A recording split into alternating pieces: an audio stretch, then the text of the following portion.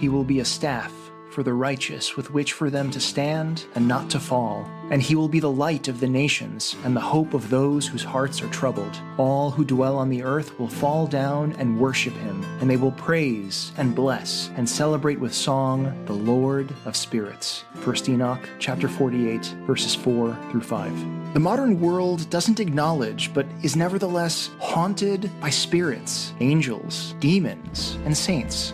In our time, many yearn to break free of the prison of a flat, secular materialism, to see and to know reality as it truly is. What is this spiritual reality like? How do we engage with it well? How do we permeate everyday life with spiritual presence?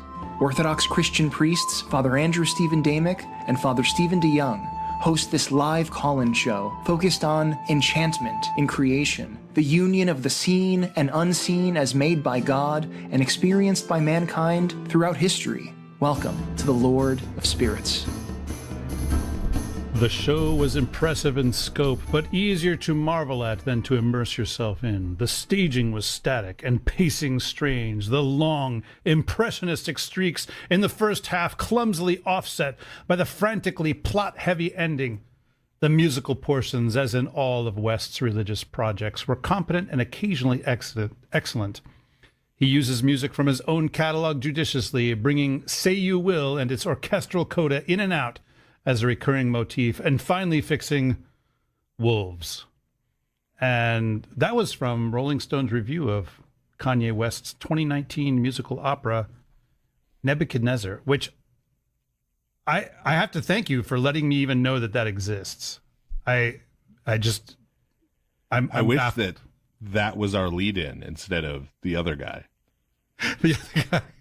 Yeah, should we fire the voice of Steve? Who they're putting on there just to spite me. Like they're putting him on before us. that guy, the guy that was before us? Just to spite me. No matter how much I complain, no matter how much shade I throw, they just keep doing it. I know. They did it last time too, as I recall. That's what I'm saying. Yep. Like there's a pattern here. Yep. A pattern of abuse, ancient faith. I won't put up with this forever. Well, since you say that, I'm Father Andrew Stephen Damick, and you are Father Stephen DeYoung. I'm sure you know that. I'm sure your wife tells you that most days. And I occasionally need to be reminded. We're beginning our 6th year of the Lord of Spirits podcast. And what a lot of people may not know is that there was a secret pact made between you and me. Is this not so? A secret pact, which sealed in blood. Only now is being revealed on First Contact Day. Which is that 2020. you promised to do 5 years at least of the Lord of Spirits podcast. So that means from now on, since last time was our 5th anniversary episode, we're all on borrowed time. So you're on borrowed time, all you favorite giant killers and dragon slayers. The show could end next week at the conference. It could happen right next week. We are live, though, and starting in the second half of our show, you can call us at 855-237-2346, and if you make it past the great gatekeeper, Mike Meridoc Baladan Dagan, with your, as he has requested, on-topic question. And that's your cue to not be anywhere near the topic. We might even talk back. But first, a word from our sponsor. So this episode of the Lord of Spirits podcast is sponsored by the upcoming feature film El Tanto por Cristo, a Texas coastline, a brotherhood of monks inching their way towards sainthood. El Tanto por Cristo is the first Orthodox full-length feature film made in America, a cinematic pilgrimage with one-night-only events in theaters across the country. The National Roadshow begins on October 6th in Dallas, Texas, at the historic Texas Theater. From there, the film travels city by city, one night at a time. Executive producer Jonathan Pajot calls it dangerous in the best way. I feel like I should read that like with a half-French accent. Dangerous in the best way. Je suis dangerous. David Lowery in the best says, way. It looks like Tarkovsky by way of Texas, and Frederica Matthews Green calls it phenomenal. Truly a work of art. From award-winning filmmaker Josh David Jordan and Emmy-nominated composer Michael Paraskevas, this tour is underway with new dates being added. So for tickets and showtimes, visit eltantoporcristo.com. And if you'd like to bring the film to your own city, you can click the host tab to learn more. That's eltantoporcristo.com. You should probably spell that, because a lot of these gringos don't know that there's not an H in Cristo. It's true. eltontoporcristo.com. I always want to say .com, like whenever I'm saying it, in the voice of Homestar Runner. Yes. Elton Topor Cristo. That's the... Oh, no. .com. So, yes. So here we are out in the no man's land beyond the 5-year mark. You and I were two of a kind. Oh, man, I haven't thought about that show in forever. We're going to find our way. Wow. Sudden attack of nostalgia there. The great Rick Schroeder. I know. Silver Spoons, man, that was that early 80s? Early 80s. We were talking about V earlier today, also early 80s show. But like the main like living area in the house on Silver Spoons, like, no lie, pretty much looks like my living room today. Really? Yes. Stand-up arcade, the whole thing. Yeah. Wow. It wasn't deliberate, just worked out that way. I was just saying, on their part as time travelers, or on your part having this total nostalgia blast? Turns out my dream living room is the dream living room of a 10-year-old in 1985. Go figure. A 10-year-old multi-millionaire in 1985. Well, things are cheaper now. That's... Including stand-up arcade machines. Yes, much cheaper. Yeah. Well, so we're heading back to ancient Babylon, which I know this is always big with the fans. The fans love it when we do stuff that's at least 3,000 years old, or at least 2,500 years old. I was going to say, a lot of this stuff isn't 3,000 years old. Yeah, not even quite. But some of it is, as you'll discover.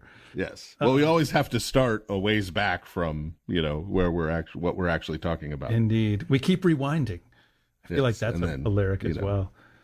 You've got to trace things. Be kind, rewind. So nobody knows what that means anymore. So how about the old Babylon, like OG Babylon? What was that all about? What's up with that? Yeah, what's up with that? Like you're doing a Seinfeld thing. What's the deal with this? Well, it was coming Babylon? up in pre-show. It was coming up in pre-show with Mike and Simon. Yeah, So, if that's a show about nothing, this is a show about everything. Yeah. Why do you keep pushing the elevator button? It doesn't make it come faster, guys. It's true. So. What makes Seinfeld's comedy so culturally important is the deep resonances, not just the surface laughter, but the acute social commentary. Anyway, yes, the city of Babylon. So, as you might have gleaned or might not from our references to Kanye West's musical, and we also could have made a bunch of Matrix ship references. Or VeggieTales. Yeah, but VeggieTales is just referring to the Bible. It's true. But at least there's a whole VeggieTale episode about Nebuchadnezzar. Rack, Shack, and Benny. Okay. Very formative. So, not me. VeggieTales is a little too young for me. Yeah, I was going to say, I don't know, but very formative for our elder millennial audience, or our Oregon Trail generation audience. Yeah, I think this bit has died of dysentery. But anyway, so the city of Babylon begins way before any kind of Babylonian empire. Let alone the Neo-Babylonian Empire, which is where Nebuchadnezzar is located. But as is our wont, we're going to start all the way back there. The first things we know about Babylon as a city, really moving from the settlement stage to the city stage, is back in the 3rd millennium BC. So think the mid-2000s BC. like 2600 BC. And so Babylon, in a lot of ways, when you think about it, pre really the original Babylonian Empire, it's sort of like Byzantium in the sense that Byzantium was not a very significant city until St. Constantine came along and made it Constantinople, and then all of a sudden it became a very, very significant city. Same is kind of true of Babylon. So it was a relatively insignificant city in Akkad. We've talked about this in various episodes before on the show, that Mesopotamia was divided into two sections, a generally southern section, Sumer, and then a northern section, Akkad, and that even though in some ways these two sides are culturally close, like you could talk about Mesopotamian culture in general, then there are certainly lots of features that apply to both. You also have a great distinction culturally, specifically as it regards language. Yeah, I mean, Sumerian and Akkadian are not remotely related. Like they are not in, it's not like Hebrew and Arabic, which are right next to each other, both Semitic languages. Sumerian and Akkadian are not, I think, isn't Sumerian a language isolate and Akkadian is a Semitic language? Sumerian is not related to anything. Yeah. It's just its own thing. And then Akkadian is sort of the Ur level, pun intended. I see what you did there. Semitic language, from which other Semitic languages are ultimately derived, sort of in the same way that Sanskrit is for Indo-European languages. So, the only way those two languages are related is that because Sumerian is older, there are some loan words. There are some Sumerian words that sort of find their way into Akkadian, or that continue to be used by Akkadian speakers. There's not a separate Akkadian word for whatever that is. They just use the Sumerian word. But those are actually relatively rare. Almost everything in ancient Mesopotamia had an Akkadian Semitic word or name or title, and then a Sumerian equivalent. So and within the history of Mesopotamia, the influence of various cities in the region would rise and fall, and sometimes a city or group of cities in Sumer would become kind of dominant. Sometimes a city or cities in Akkad would become dominant, right? And they'd sort of go back and forth. So we talked about, for example, when we talked about Abraham in that episode, we talked about how Abraham was born in Ur during what's called the Ur III period, even though there was no Ur II period. That was a period where the city of Ur in particular, and its culture as part of the Sumerian Renaissance, came to prominence, and Sumer, sort of that region, became sort of dominant over Akkad. A few centuries later, you get to, that we'll talk about more here in a minute, the original Babylonian Empire, which was centered around Babylon, which is in Akkad. So that's one such shift that happened. And when we're talking about the 3rd millennium BC, when we're talking about before the Babylonian Empire proper in the 2nd millennium BC, when we talk about the dominance of Mesopotamian culture or influence, or Ur and Sumerian culture, or Akkad and Akkadian Semitic culture, we're not talking about an empire like you would have later. Yeah, it's sort of a significant city-state with kind of dependent countryside nearby. Right, and certain cultural things, right? So obviously, the Sumerians invent writing. They invent cuneiform writing. Well, that takes off, right? Everyone adopts that. Think of, if you want a contemporary equivalent, think of the way American culture, American movies and pop culture stuff sort of shows up everywhere, right? even in places where the U.S. military isn't, bombing or occupying. There are a few of those too. But, right, even in the ones where we're not at all, there's still these American cultural, right, things. So that's what we're talking about, Mesopotamian influence. In the 3rd millennium BC, until you get to, that's sort of the genius of the original Babylonian Empire, is they kind of invent the idea of an empire. They're kind of the first ones to work out the logistics of being able to control a vast swath of territory. Because you have to remember what's going on with travel at this point in history on foot, right? And this sort of thing, just administering anything that large effectively was previously sort of considered impossible until the Babylonians sort of figured that out and cracked that nut.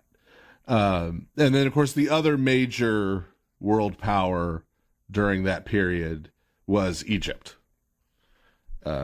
which was already ancient by the time that the Babylonian Empire starts, the 2nd millennium BC. And Egyptian culture similarly had great influence, especially around the Mediterranean basin. Mesopotamian influence was more within the Fertile Crescent, what we would call the Fertile Crescent. So that changes when, at the beginning of the 2nd millennium BC, the Amuru, who we've talked about before, which means Westerner, who are a group of people living in Syria, also known in the Bible as the Amorites. The original Old West. Yes. Known as the Amorites in the Bible, come and move east and invade and settle in and make Babylon, the city of Babylon, their heartland and their capital. And these folks have a knack for military strategy, for trade strategy, for logistics, and build the Babylonian Empire. And of course, as we mentioned many times on the show, the most famous Amorite, the most famous one of these Amuru, is Hammurabi, the food guy. In terms of prominent, sort of the old Babylonian Empire of the 2nd millennium BC at its peak under Hammurabi. People know about his law code, but there's far more than that. He sets up, literally consolidates a sort of world culture. He establishes the logistics for a world cultural exchange, for world trade, for being able to move military units in a way that wasn't possible before. And of course, this is called the Bronze Age because they master the smelting of bronze. And when we talk about the Babylonian Empire smelting bronze, as we've mentioned on the show before, they're getting the copper from Cyprus. That's where Cyprus gets its name. Yep. And they're getting the tin from what's now Afghanistan. Yeah, and so this exchange, these trade networks that bring these two substances together essentially are the basis for a lot of the technology of the time. It's like, they're kind of like rare earth metals are for us today in some ways. Right. Yeah. And so, but that shows you the span from Cyprus to Afghanistan, that they were able to utilize resources, natural resources that are that diverse and that far apart. Yeah. Right. Effectively. Hammurabi really liked the style of leather sandals that they wore in Crete, so he would get them imported to wear. Imported Cretan sandals. Yes. So, but this shows you how interconnected the world was under the Babylonians. We tend to think that, we talk about our modern technology. Oh, it's made the world so much smaller. Now we can go, right? But with Bronze Age technology, the Babylonians effectively did that with the known world at the time. And of course, then, as we get toward the end of the 2nd millennium BC, it all comes crashing down. You get the Bronze Age collapse. Yeah. And the Bronze Age collapse is a product of a whole bunch of things. Most folks agree now that one of the core elements of it was climate change. Yeah, because people, even though they didn't have cars. Even though they didn't have cars, that's true. Yeah, because areas that formerly were fertile were no longer fertile, and so the populations were living off of those now infertile areas moved, and they often moved to where there were other people. Right. And so that caused, people want to survive, and so they start fighting for resources. Yes. Yeah, exactly. You guys, mass migrations. We've talked before about the Sea People's invasion that this triggers. Into Egypt. And so all of this infrastructure, all of these empires, all of these major powers collapse. And it's not instant, but it's relatively quick. It's over the course of like a century that things really come crashing down. And that, we've used bronze as an example, but it's a good example for this too, right? Once all of those trade routes and everything are broken and all of that logistical network is destroyed, right, it becomes basically impossible to make bronze. Because you can't bring together the copper and the tin from the other ends of either end of the world. And so during that period, I think we've mentioned this on the show before, and you see this reflected in the Bible. In the early Iron Age, they viewed things made of bronze as if they were like magic. Yeah. Like quite literally. That's part of the subtext when David meets Goliath and they describe Goliath's armor and weapons, and they're all made of bronze. Yeah. Right? Like no one was able to even make bronze anymore. We found, like in Philistine temples, we found like really dumb things made out of bronze, like chariot hitches and stuff. Yeah. That are just like pegs, just bronze metal pegs. Found them in like the most holy part of the temple as like an artifact. Yeah. Yeah.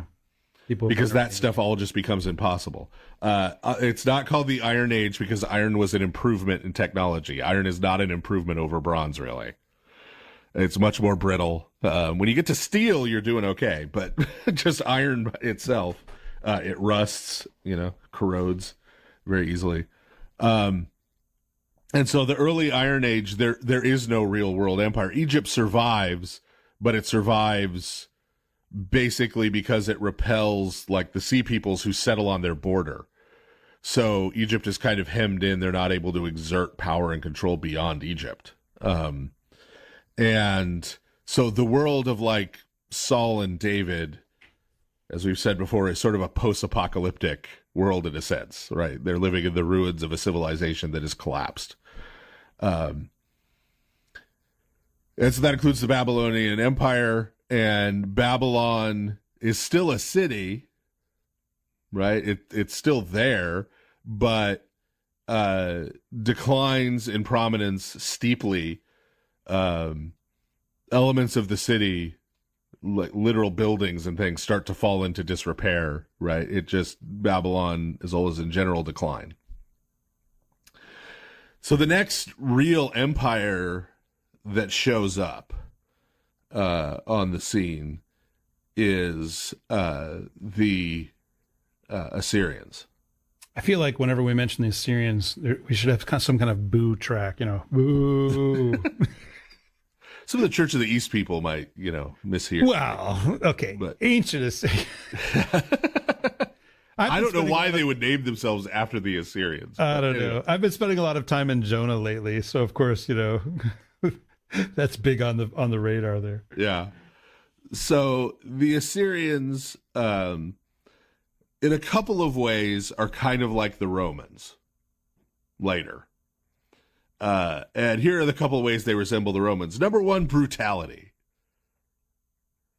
So for the Romans, you could think about them salting the earth in Carthage. You could think of them, crucifying people en masse to make a point. Using crucifixion in general to make a point, right? Just brutality and cruelty as a tactic. When you read conquest accounts from the Assyrians, they'll talk about like after they, destroyed a city, they'd stack all of the men's heads in one pile and the women's heads in another pile and the children's heads in another pile. Yeah. And then measure how tall the piles were and report that information. My favorite is when their king decided to take the heads off of a number of his nobles and made those heads into a necklace and wore it around. Yeah. They would skin people alive and hang the skin publicly for the next city to see. So these are the kind of people we're talking about, right? Like, they make Pol Pot look like Mr. Rogers, right? Like, these are truly brutal folks. The other way in which they're kind of like the Romans is that the Romans kind of appropriated Greek culture, right? Like, there are distinct. You look at like the Etruscans. There are distinct like cultural elements and stuff there, but it kind of gets overpowered by a lot of Greek cultural elements and there's sort of an inferiority complex that I think the Romans and the Greeks, I think is sort of like Americans and British people, like where we think anybody with a British accent is smart. Yes, it's a prestige thing. There's just sort of this general like, and it's sort of the same thing with the Romans and the Greeks, right? The Greeks just seemed really smart, compared to the Romans. And so they kind of, had a complex. And so they, write bad sequels to their stuff like Virgil did. There we go. What I love about you making that reference to the Aeneid is that it always gets our friend, the living Rickroll, gets his hackles up. Yeah.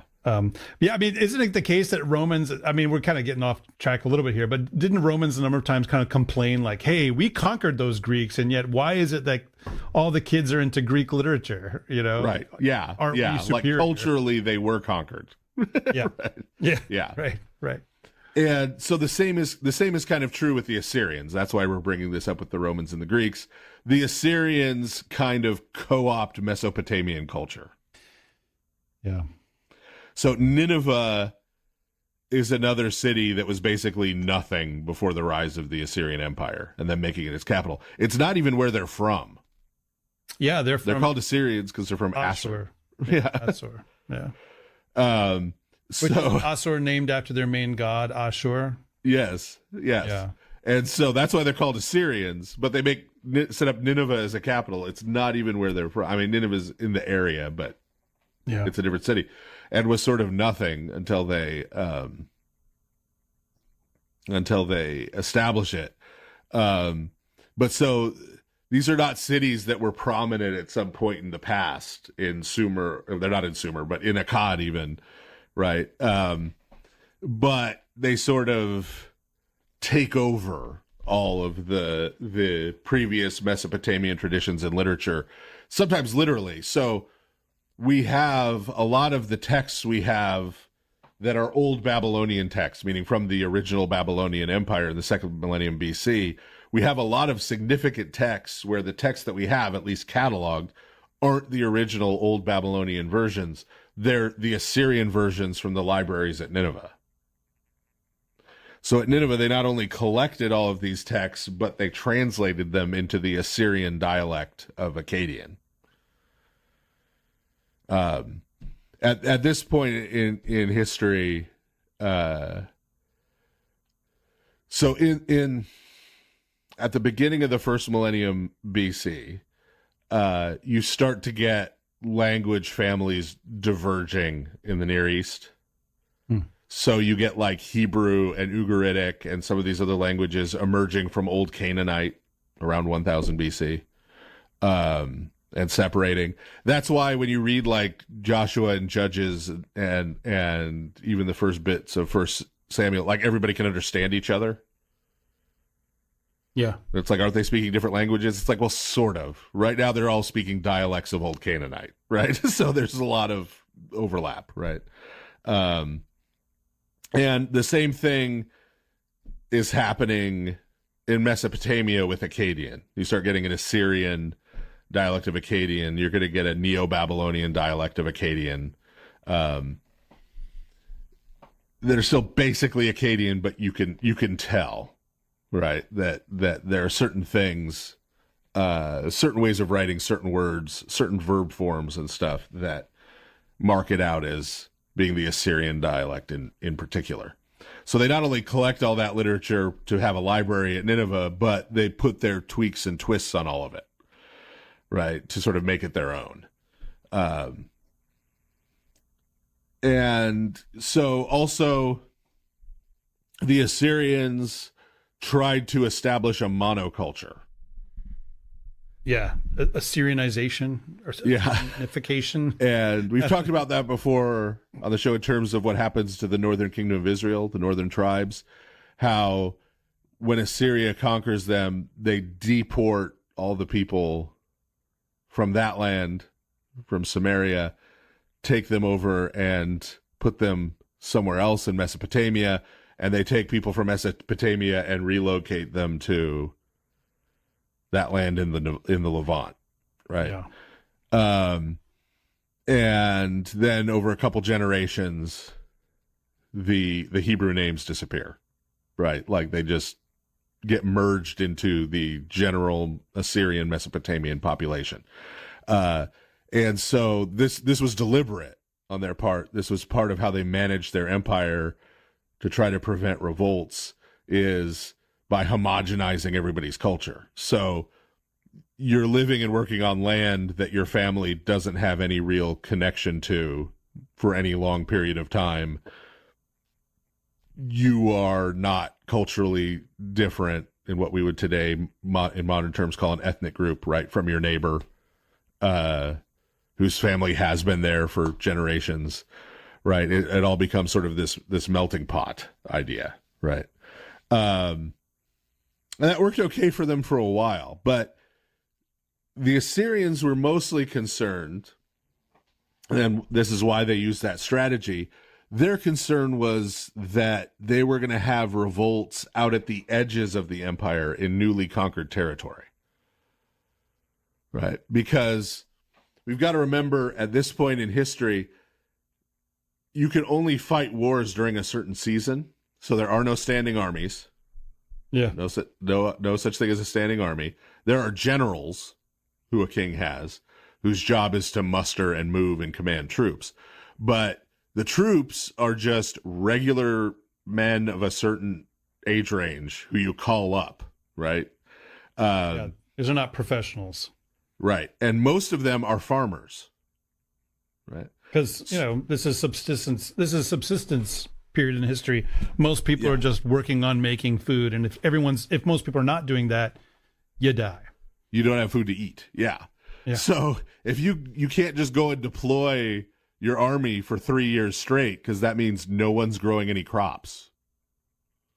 So not only can you not feed that army, you can't feed any of your people at home, right? Yeah. So I know this seems weird from a modern perspective, but literally after the harvest was done, right, at a certain point, now's the time for war. We call everybody up, we march them somewhere, we make war, right? And then at a certain point, we've got to march them all back for the planting season. So it's time out, right? We'll be back. And then everybody goes back to their respective corners, grows their food for the year, and then after the harvest again, game on, and everybody comes back and attack. I mean, it's just the reality. Right. And so Assyria goes and brutally captures some piece of territory, right? As soon as they march out of there, what's to stop them from breaking away, right? Well, they've relocated all the people, right? They took all the people from there back with them, right? And then the next season, they send the military out with the new settlers to help them settle, right? So they're concerned about the edges, okay? What they weren't thinking about was that the call might come from inside the house. Yes, that they could have an internal uprising. Yes, that things could happen inside. And spoilers, this is what happens to the Assyrians. Guess who's back? It's Babylon. Yeah. Well, first, the first sign that maybe the Assyrian Empire isn't as strong as it once was. So we get into the early 620s BC. The Assyrian emperor is a fellow named Sinsharishkun, which blows trippingly off the tongue. Another one not to name your kids. Yes. No, this is definitely not a saint. Yeah. This is definitely not a saint. Last night in the Bible study, we talked about what I'm sure was a lovely young woman in the Torah, but who was given the name by her father, Hogla. Oh, man. That wouldn't work well here. Yeah. And I said, if you name your daughter Hogla, I will not baptize them Hogla. Yeah. Because if I do, someday they will kill you, and I will not blame them. But yeah, Sinsharishkun is not even eligible for naming your kid in the Orthodox Church. So he's the emperor. And the first sign of his overall weakness comes when another fella named Sinsumulisher also trippingly flows off the tongue. Yes. So don't get Sinsharishkun and Sinsumulisher confused. These are two different guys. Okay.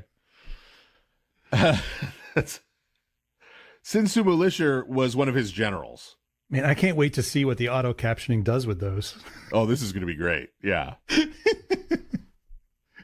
Sinsumulisher. So Sinsumulisher is one of Sinsharishkun's generals. And he's one of the first ones to smell weakness around the emperor. And so he stages a revolt to try to take the throne, leading to a minor and fairly short civil war, because he has some military partisans on his side, but he kind of gets ended. But just the fact that this happened, the fact that Sinsharishkun had to take the time to put down such a rebellion is taken by a bunch of people as a sign of weakness.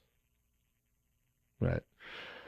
And the most important of those is a fellow by the name of Nabopolassar. Another one, not to name your kids. Yes. Yeah. And Nabopolassar, his name in the Babylonian dialect of Akkadian means Nabu, protect this son. Nabu being a god. One of the gods, yeah. Nabu is the eldest son of Marduk. We'll be talking about Marduk a lot in the second half. Babylon. And Nabopolassar kind of comes from nowhere, but there's an interesting theory about where he comes from that we'll get to here in a couple of minutes. But in the one place where he mentions his parentage, he says he is a son of a nobody. That's a weird self-designation. I mean, almost everybody in the ancient world who's somebody or trying to be somebody claims to be like the son of a god. Right. Yeah. Or at least just names their father. Right. Like, yeah. Even if he wasn't significant. Right. But he says he's a son of a nobody. We'll get to in a minute the theory as to what that's pointing toward. And so Nabopolassar, seeing Sinsharishkun as weak, decides now's the moment for what begins with Nabopolassar as a sort of independence movement. He wants Babylon and the cities around it, referred to as Babylonia, right, the region of Babylon, to basically secede from the Assyrian Empire and become a separate unit. Okay? But he's not. He doesn't directly attack Sinsharishkun. Yeah, right? He doesn't try to make himself emperor at this point, right? He just wants to secede. And so he took control of the cities of Babylon, Uruk, and Nippur. Uruk, remember, is the city Gilgamesh is from. Also remember, Ur is the Sumerian word for city. Yeah, we're going to see a lot of cities here with Ur elements. Yes. So you have Ur, just Ur, right, where Abraham's from. But you also have Uruk, you have Nippur, Sippur, right? And that's the city of, and then the prefix, which is often a god. a god's name, right? The city of that god, right? Babylon, setting the Wayback Machine, we actually talked about this. Babylon's name actually is from Bob Eli. Bob being the Akkadian word for gate, Eli being the plural gods. So it's gate of the gods. So he takes control of Babylon, Uruk, and Nippur. And after taking control of those cities and signaling their intent to secede, he was crowned the king of Babylon. As you might expect, Sin-Shar-Shkun not cool with this. And so he counterattacked, and he managed to take Uruk back, and he took Nippur back briefly, leaving Nabopolassar with just Babylon and its environs. But before we talk about what happened next, brief pause about Nabopolassar's potential origin story. Yes, where is this guy from? Where does he come from? What does son of a nobody mean? Why is he doing this? Why is he after independence? Okay, so we have this tablet. And the tablet is talking about an order issued by Sin-Shar-Shkun regarding a fella named Kuduru. Okay. Now we're jumping ahead, but if you remember past times that we've talked about Nebuchadnezzar, where Nebuchadnezzar has popped his head up on the show, we've pointed out that his actual name in Babylonian is Nabu-Kuduru Utzer. So Kuduru is like the middle part of that. And is how it would commonly be abbreviated. His nickname. Right. So if you were going to abbreviate someone's Babylonian name, so Nabopolassar, if there was someone who was friendly enough with him, maybe his wife or something, who was going to call him like a nickname, they wouldn't call him Nabo or Nabby or something like we would. No. They would call him Pola. Yeah, right. And so the same way Nebuchadnezzar would be, you'd call him Kuduru, right? So it's possible that this person's name was actually Nebuchadnezzar. Right? Well, we don't know, also, but that's a decent speculation. Right. That's there's a fairly strong case for that, okay? Yeah. But whoever this guy was, he got on the outs with Sin-Shar-Shkun, said some critical things, maybe made some critical moves. He was apparently part of one of the ancient families of Uruk, so he's kind of a prominent citizen of Uruk who did these things, but then died before Sin-Shar-Shkun could do anything about it. And so in the tablet, Sin-Shar-Shkun decides he can still do something about it. So he, being the Assyrian emperor and being the kind of person who's the Assyrian emperor, sent troops to dig up his body, this Kuduru's body. Yeah. And then have it dragged through the city until it disintegrated. Yeah, which is basically how, in this time, place, cultural context, you damn someone to hell. Yes. Basically. You're kind of erasing them. Yeah. Okay. The tablet mentions he has two sons. The one son, whose name is intact on the tablet, has a name that begins with Nabu. The second son's name also begins with Nabu, but the rest of the name is kind of cracked, broken out of the tablet. So we don't know if it says Nabopolassar or not. But based on the time the tablet is from, based on connections we've already talked about, and some more we'll talk about in the future, between Nabopolassar and Uruk, and his family in Uruk, there is a going theory, and this whole son of a nobody thing, is that Nabopolassar was this Kuduru's son. And that this being done to his father by Sin-Shar-Shkun is what motivates him to then start this uprising. Hmm. And if this Kadru's full name was Nebuchadnezzar, that would explain why Nabopolassar is going to name his son Nebuchadnezzar also. Yeah, so... After his now gone father. But he's son of a nobody because the Assyrian emperor has made him a nobody. Yeah. So it's a lot of conjecture, but it happens to kind of fit the facts that we do have. It explains all the data we have, but we don't have any positive evidence to prove it's true. Yeah. It's just a good explanation for the evidence we have. Right. But so back to our tale of woe. So Nabopolassar, he's down to just Babylon itself and its immediate environs. He's lost Uruk, he's lost Nippur, back to Sin-Sharaskun. And then what happens is he's not, again, the only one who I smell weakness around this Assyrian emperor, right? Because now he had this civil war he had to put down. Now he's losing cities to Nabopolassar. And so another one of his officials, whose name we don't know because Sin-Sharaskun blotted it out, tried to seize the throne while Sin-Sharaskun was trying to deal with Nabopolassar. I mean, these are the Assyrians. Yes, right. It only makes strike sense when the iron's hot, right? Exactly. You want to be captain of a Klingon ship, this is how you do it, right? So that's so this attempted coup d'etat happens back home.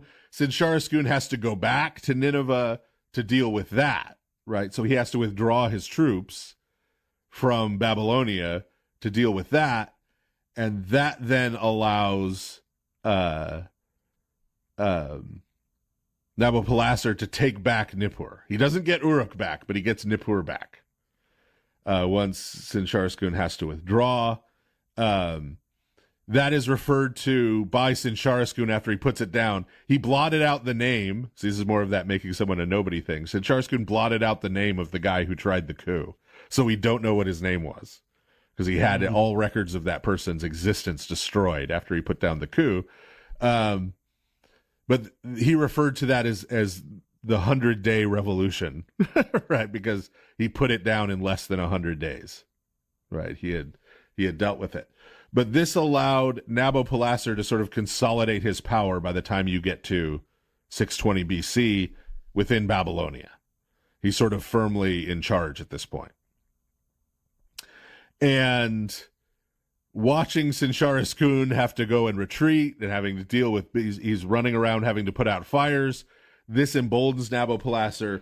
Nabopolassar decides, let's make Babylonia a little bigger. Right. Needs breathing room. And so he starts heading north. By the time you get to 616 BC, he's unified pretty much all of Mesopotamia under his rule. Mm. And the Assyrians are basically now confined to Syria in terms of where they have power. Now, the Assyrians at this time had made a peace deal with the Egyptians. Yeah, kind of mutual, let's not hurt each other, we've got bigger fish to fry kind of treaty. Essentially a non-aggression pact. Yeah. Right? Yeah. Egypt didn't need to deal with trying to repel the Assyrians. The Assyrians had enough stuff going on. They didn't need to try and deploy the kind of military they'd need to try to conquer Egypt. That was just beyond what they could likely do. And so they just sort of agreed. They agreed to border areas, and a sort of the Levant was sort of a demilitarized zone in a way, in that they both tried to project their influence over it, but neither of them would go in and invade and try to conquer it. Beyond the Northern Kingdom being gone. So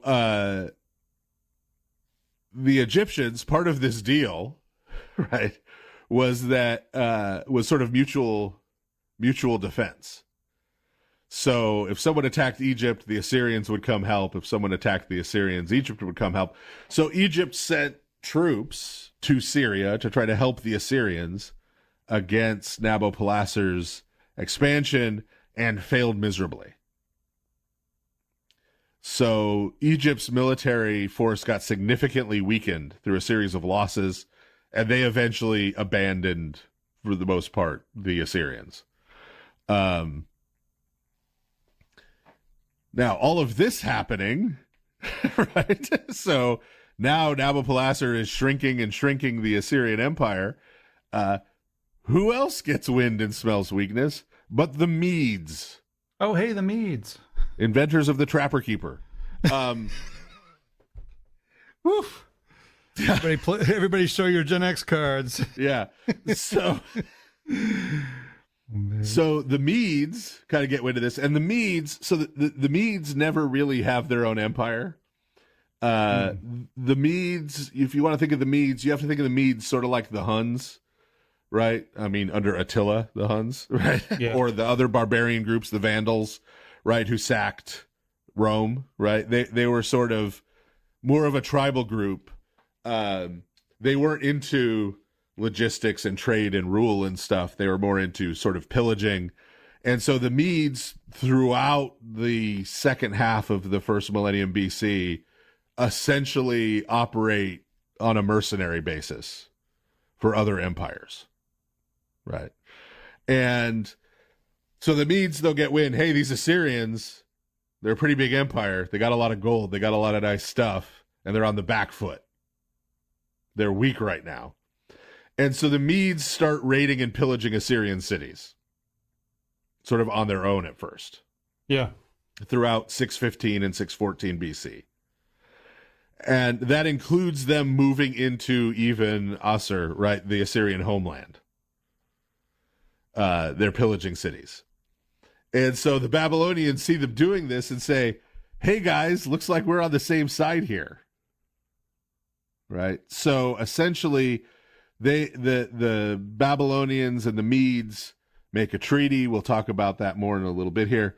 But they make a treaty, and so the Medes fight for the Babylonians. They get to be part of the Babylonian military as it's marching on the Assyrians. They get to keep what they pillage and loot on the way, right? So it's a win-win situation as far as the Medes are concerned, right? They've got a lot of backup. They're getting stuff, right? It's easier for them to raid and capture stuff because they're with this other military force. And so in 612 BC, the Medes and the Babylonian army lay siege to Nineveh. And they lay siege to Nineveh, the capital of the Assyrians, for several months, and end up pillaging and razing the city. As part of that, according to ancient accounts, including Berosus, who we've talked about recently, they break the river walls and flood the city. As part of the breaking of the siege, level and pillage the place. Sinsharis Kun ends up dead. We're not sure who exactly is the one who killed him or how he died, but he ends up dead by the end of the destruction of Nineveh, and Nineveh is just allowed to kind of rot. It remains in ruins from that point. With Sinsharis Kun dead, his son, Ashur-uballit II, who is a total loser, technically becomes the Syrian emperor. Yeah. I say technically because, like, the capital just got destroyed. Right? Yeah. They've lost all of their cities. They've lost their heartland. He's kind of the emperor of Jack and Squat, and Jack left town, right? Yeah. So Yep. yeah. So he goes on the run, right? Because he knows the title he just technically inherited is his death warrant as far as the Babylonians are concerned, as far as Nabopolassar is concerned. So he goes on the run and basically goes and hides with the Egyptians. He takes what's left of the Assyrian military. They run south to Egypt and say, hey, remember, you're supposed to defend us, right? And so probably not because the Egyptians cared at all about Ashur-uballit II, right? Or the Assyrians, but probably more because they had considered the Assyrians a major threat, and that major threat just got wrecked, meaning the Babylonians are now an even more major threat, potentially. The Pharaoh Necho II, the inventor of the wafer, goes out and Pharaoh Necho II went out to war with the Babylonians, and the big climactic battle, the big clash, happens in 605 BC, the Battle of Carchemish, which happens in and around the area of Megiddo. That's where they meet up, right? Where the Babylonians coming in the one direction and the Egyptians coming up in the other direction, where they run into each other. And long story short, the Egyptians get wrecked. That's pretty much destroyed. And with the defeat of the Egyptians there and the retreat of the Egyptians back to their borders, the Babylonian Empire is established. What's called the Neo-Babylonian Empire, the New Babylonian Empire, is established in 605 BC. And right after that battle and the official establishment of the Neo-Babylonian Empire, which is ruled over by the Chaldeans are an ethnic group.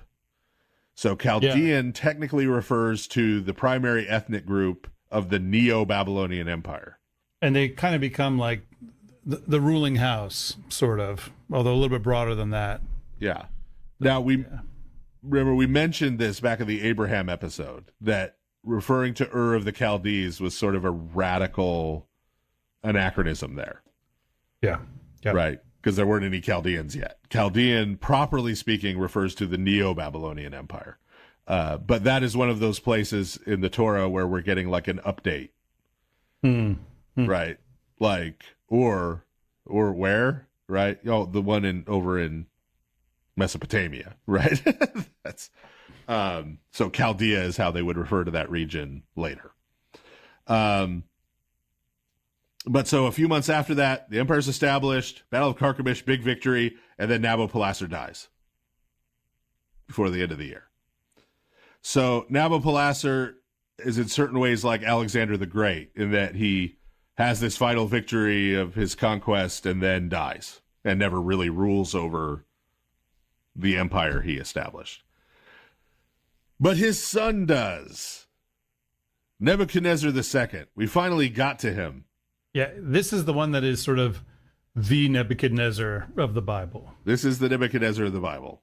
He is the eldest son of Nabopolassar. He is, at the time of the death of Nabopolassar, he is officially crowned as the king of Sumer and Akkad, and also the king of the universe. Nice. I actually looked it up, and the original Babylonian king had the title of King of the Four Corners of... No, Hammurabi, yeah. Sorry. Yeah, Hammurabi, King of the Four Corners of the world. So yeah. They're moving up now. So universe even is, leveling up. It includes the heavens. That's... and the seas. So, as we mentioned earlier, Nabuchodonosor is the actual original. This has caused certain pedants to want to say Nebuchadrezzar instead of Nebuchadnezzar when they're translating the Bible. Which such people are to be watched closely. Yeah. So this name means Nabu, watch over this son or my heir. And there are apparently some people who say, I don't know the truth of this, but there are some people who say that Nebuchadnezzar versus Nebuchadrezzar, Nebuchadnezzar is some kind of Israelite joke because it would maybe translate to Nabu, protect the mule. Yeah, depending on how you vowel it. Yeah. Which is, I guess, hilarious ancient Near Eastern humor. We're calling him a mule. Mule's pretty... that's one of the most timeless kinds of joke references. Yeah. If in Arabic you call someone Jahash or Hamar, now I'm cussing on the air in Arabic. But anyway, dun dun dun. They're just animal names. They're just animal words.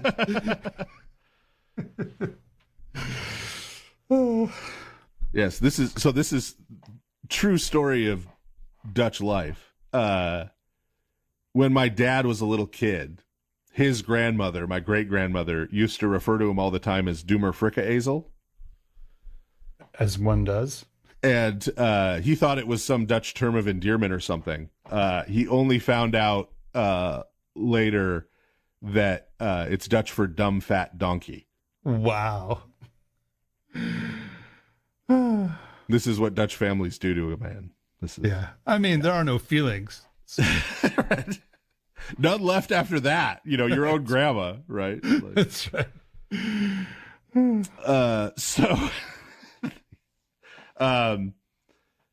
So he, as we mentioned, he's Nebuchadnezzar II.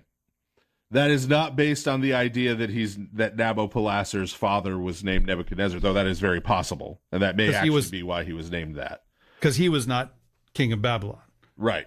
He is Nebuchadnezzar II because he is the second Babylonian emperor to have that name, the first one being one of the last emperors of the old Babylonian Empire.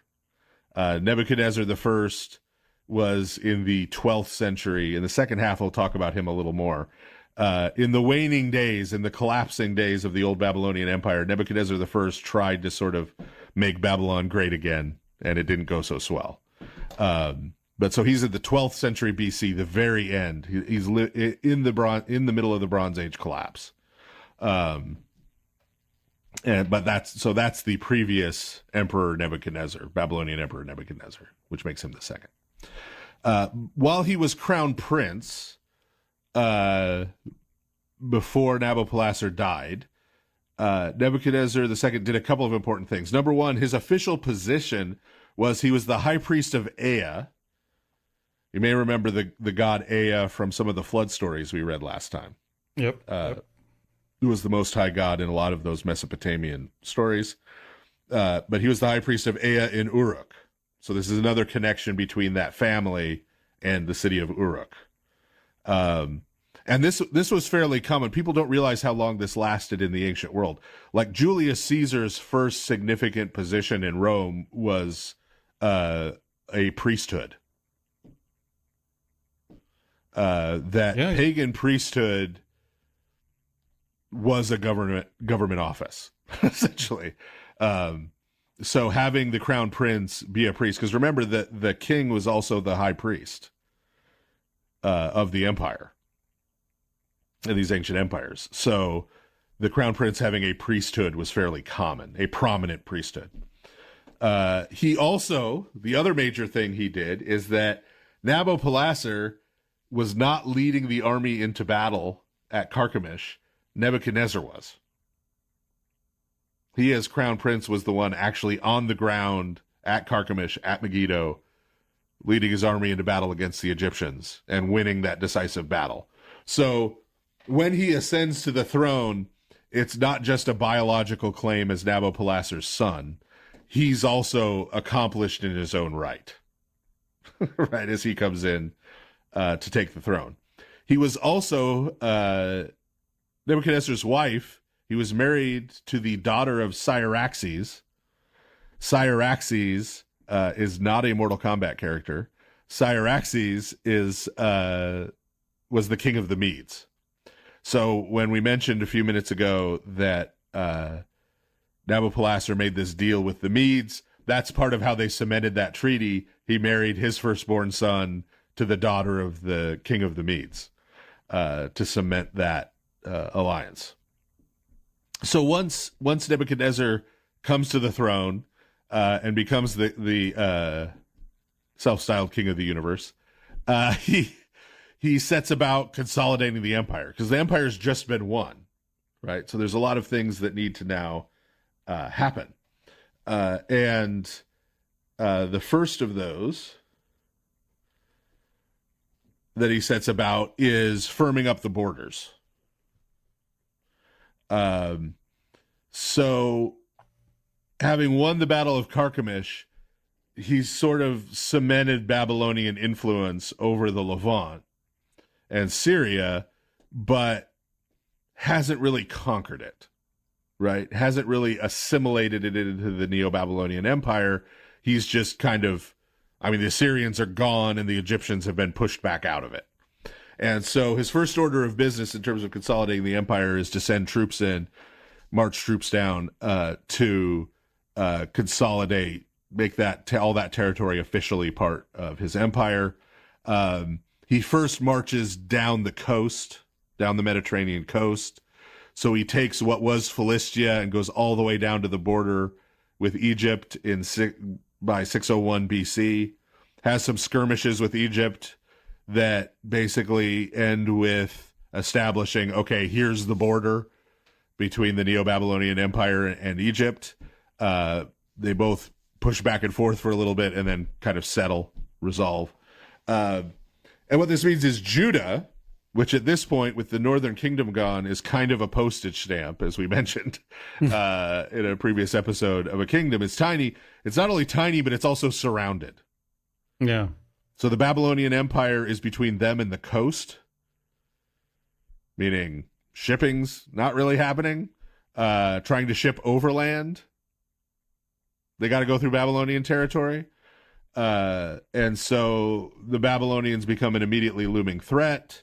And then it's not long before 587, 586, Jerusalem falls to the Babylonians, temple's destroyed, and the people are taken into exile in Babylon.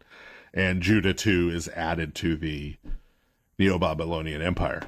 The other thing Nebuchadnezzar does upon succeeding to the throne is he starts massive building campaigns.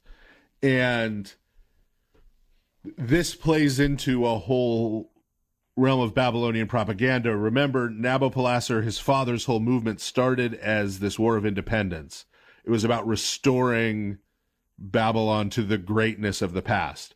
The Babylonian Empire at this point, the height of it was 1,000 years before this. I know. It's just crazy to think about that. Yes.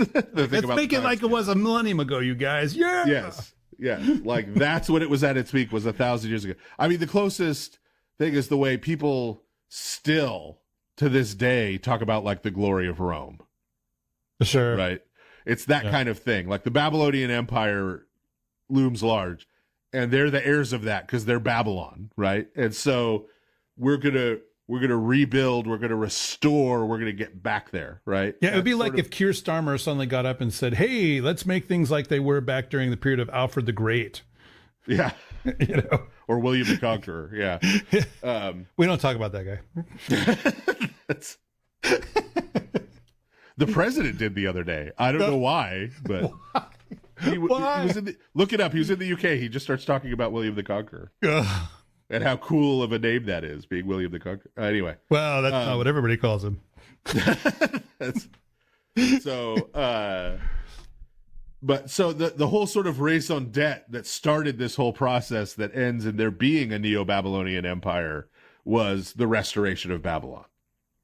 And so that takes the form, first and foremost, of a bunch of building projects. The first and most important of which is the renovation of the Esagila, which I pronounced correctly this time. You guys heard our pre-show. I'm an old man. So the renovation of the Esagila. The Esagila we'll talk about more in the second half, but that's the original temple of Marduk in Babylon. Right? Marduk was historically the god of the city of Babylon, becomes the main god of the Babylonian Empire. The sort of original temple in the city was the Esagila. The Esagila, of course, in the original Babylonian Empire had become this massive, great thing. After the fall of the old Babylonian Empire, had fallen into various states of disrepair. But the central elements of that temple, the Esagila, by the time you get to Nebuchadnezzar, are 2,000 years old. Man. And so he's restoring this ancient 2,000-year-old temple of Marduk, right? Because that's sort of the central aspect of civil and religious life for Babylon. Getting that back on its feet is obviously a big thing. Second thing he does, he completes the building of Etemenanki, the great ziggurat of Babylon. The big zig. Which was a ziggurat dedicated to Marduk, that had started being built around 1400 BC in the old Babylonian Empire. So like 900 years or 800 years before, they had started building the ziggurat, and then the old Babylonian Empire fell and they never finished it. Okay. So it's Nebuchadnezzar who finishes it.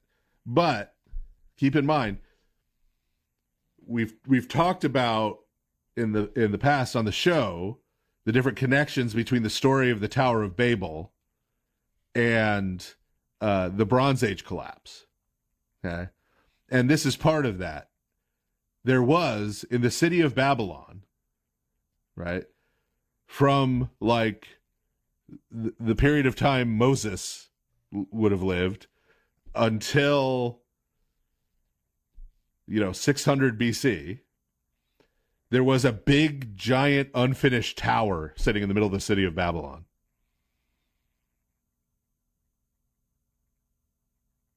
So when anybody heard a story about a tower that didn't get finished because God intervened, that was called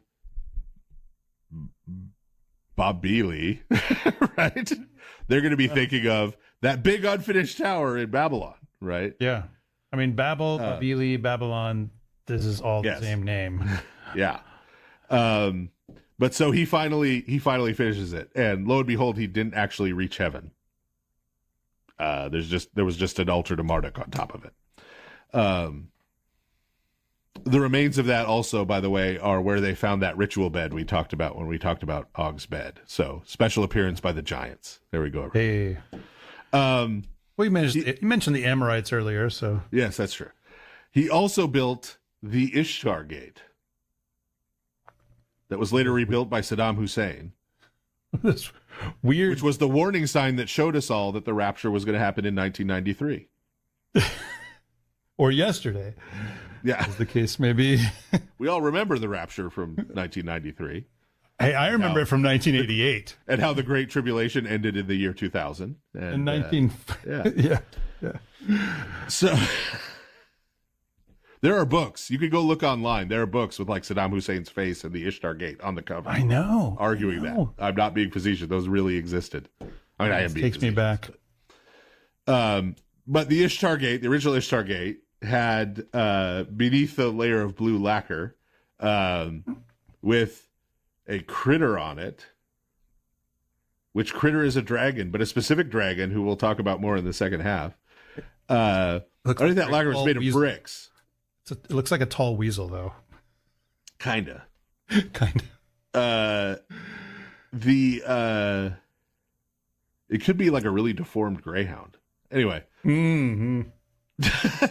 Like or a chicken mink hybrid. Yeah. So the bricks under there were all stamped with Nebuchadnezzar's name. Every one of them individually. And you could go see them to this day. It's still true. But also a bunch of them were stamped with the names of Assyrian kings. Yeah. Meaning, Nebuchadnezzar sent people to tear down Assyrian monuments in and around Babylon, stamp those bricks with Nebuchadnezzar's name, and then use them to build his building projects. So he was enacting this sort of destruction and wiping away of the Assyrians, right, in these restorations. The Ishtar Gate was the northern gate to the city of Babylon. And the reason it's important and the reason why it was so decorative as opposed to the other ones is that it was the ritual gate. So when they did ritual processions for feasts and that kind of thing, the pagan feasts, ritual processions, they went through that gate. That's why it was so elaborately decorated. He also went to the far north, the northern edge of the Fertile Crescent, the northern edge of the Neo-Babylonian Empire, because he was worried about barbarians coming and raiding things, which was always a worry, right? Because it took so long, especially depending on what time of year it was, to deploy troops, that barbarians could raid a place and be gone, before you could get anybody there to do anything about it, right? So he built 2 massive border walls up at the north. As far as we know, he was not able to get the barbarians to pay for them. but he did build these northern border walls. He built a number of canals in and around the Euphrates. He built a canal connecting the Tigris and Euphrates. He built a canal from the Euphrates that ran through the city to irrigate things like the next building project we're going to talk about. So he masterminded these massive irrigation projects. And he built the Hanging Gardens of Babylon, one of the 7 wonders of the ancient world. There's been a lot of... Yeah. I was going to say, there's been a lot of talk. I have to say this. There's been a lot of talk in the chat tonight about Sid Meier's civilization. So this is where it all connects now, finally, everybody. The Hanging Gardens of Babylon, which you've all built, I hope. Yes. So the Hanging Gardens of Babylon, which was essentially sort of a ziggurat-like structure in that it had steps, but then each of the steps had garden on it. So the idea was it was supposed to be a reconstruction of the garden of the gods on the mountain of the gods. And this required a feat of both building, construction engineering, and irrigation engineering. Right, considering where it was, to keep all of that alive. And apparently, from what ancient visitors say, they felt like, having been there and in it, that they had experienced being in the Garden of the Gods. So that's why it's one of the 7 wonders of the ancient world, because it was apparently amazingly impressive for its day. And technologically, right, it's still pretty impressive to this day, what he was able to do. So Nebuchadnezzar accomplishes all this. Nebuchadnezzar eventually dies in 562 BC. Okay? Meaning he reigns for 43 years. This is really impressive because the Neo-Babylonian Empire does not last that long. Yeah. Okay. So if you take as the starting point of the Neo-Babylonian Empire the beginning of Nabopolassar's revolt, then it was around from 626 BC to 549 BC. 77 years. Yep. If you take, which is probably more accurate, the Battle of Carchemish to be the beginning of the Babylonian Empire, and then it ends in 549, then it was around for 56 years total. Babylon the Great. And Nebuchadnezzar was the emperor for 43 of them. So he kind of is Babylon. Right. So, right. He is it. Right. Yeah. The Neo-Babylonian Empire kind of is Nebuchadnezzar because it's only around after he dies for 13 years. Yeah. Yeah. And then Cyrus the Great, the Persians take over. Literally. When Nebuchadnezzar died in 562 BC, he was immediately succeeded by his son, Amel-Marduk. We know there were some issues around the succession. We don't know exactly what they were. Why don't we know what they were? Well, sort of like with the Assyrians, the guy who won rewrote the history. Yep. Yeah. Right. And so Amel-Marduk, once he wins, is like, the records are, yes, he was the chosen heir of his father, da-da-da-da-da. But we know things like he wasn't the firstborn son of Nebuchadnezzar. Yeah. Right. So, and there seems to be some kind of chaos right around the time that briefly when Nebuchadnezzar dies. And Amel-Marduk ends up being the emperor of the Neo-Babylonian Empire for less than 2 years. And then he's assassinated by one of his court officials.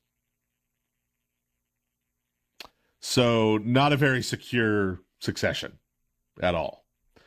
And the last few emperors during those other 11 years that the Neo-Babylonian Empire exists are not around for very long and are not biologically related, as far as we can tell, to Nebuchadnezzar or Nabopolassar. So once Nebuchadnezzar is off stage, the decline is swift, right? In terms of the empire. So that's brief history of the Neo-Babylonian Empire and Nebuchadnezzar. I have an interesting definition of brief. And we skipped 1,000 years in between, kind of. Yeah. Mostly. So in our second half, we're going to talk about Babylonian religion. I'm so excited. All right, well, you've wasted a perfectly good 80 minutes of your life listening to this first half of this episode of Lord of Spirits. We'll be right back. Father Andrew Stephen Damick and Father Stephen DeYoung will be back in a moment to take your calls on the next part of the Lord of Spirits. Give them a call at 855-237-2346. That's 855-AF-RADIO.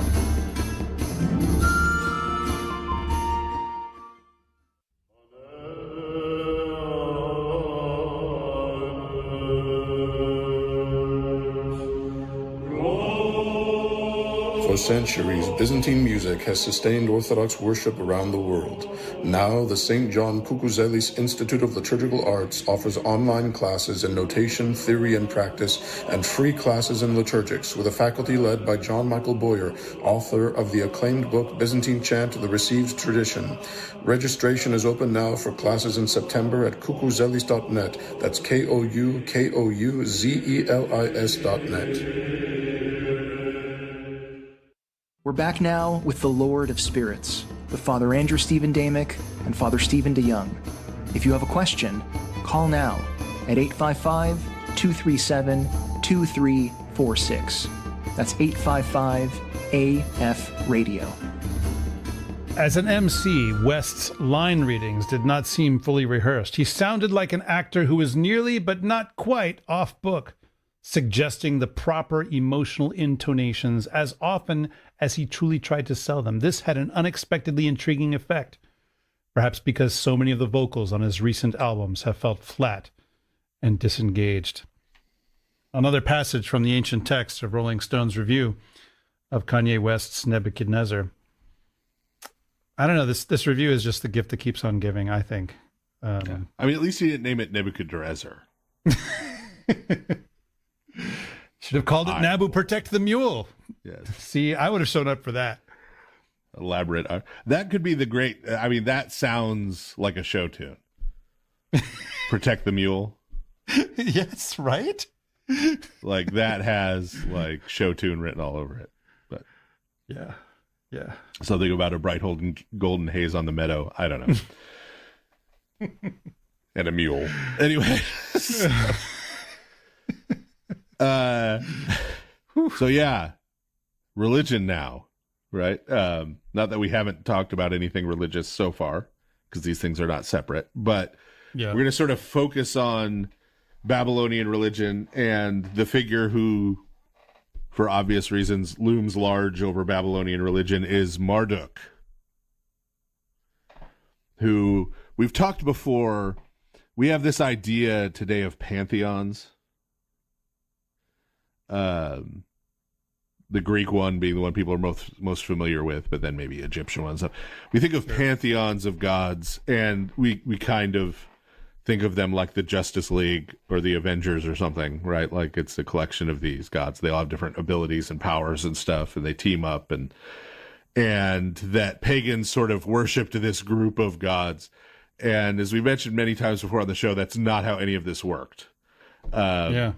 That the reality is individual locations, locales, cities, villages, even just geographical features like springs and groves had spirits and gods associated with them by pagans. And so each locality has a god or two, right, that they're involved in worshiping. And quote unquote pantheons are things that happen when you start getting larger socio-political units than the city. So if you listen to the episode where I read everybody bedtime stories, and you listen to the Memphite theology, that was a good example, right? So that's a text that comes from the period when Upper and Lower Egypt were united. And so the gods that were worshipped in the cities in Upper Egypt and the gods that were worshipped in the cities in Lower Egypt were sort of all brought together, right? And said to be related to each other in various ways. Yeah. Right. The ones from more prominent cities became fathers and less prominent cities became sons, right, etc. Connected cities became siblings, right? But that was a way in sort of narrative form, in sort of myth form, to express what we would today call the socio-political relationships. Not that that was a primitive way of doing it. They just saw everything, and we're going to see this a lot in this half of the show, everything that's happening on earth is connected to things that are going on in the spiritual realm. On earth as it is in heaven. That they mirror each other, right? And so Marduk originally is not the head of a pantheon or the member of a pantheon. This is yet another problem with the goofy thesis we already tore apart in the Storm Gods episode that Yahweh, the God of Israel, was at one point a quote-unquote member of a pantheon, right? That's not a thing. But Marduk is none of that. Marduk is just the god who is worshipped in the settlement, then village, then city of Babylon. The name Marduk originally was Amar-Utu, which doesn't look much like Marduk or sound much like Marduk, but we'll explain here in a second.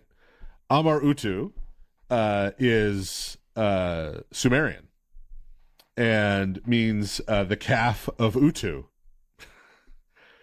Utu, calf meaning like young bull. So the bull of heaven, we associate bulls with the divine. So the calf means the son, right, of the bull god, right? And Utu was the Sumerian name for the sun god. The Akkadian Semitic name for the same sun god was Shemesh.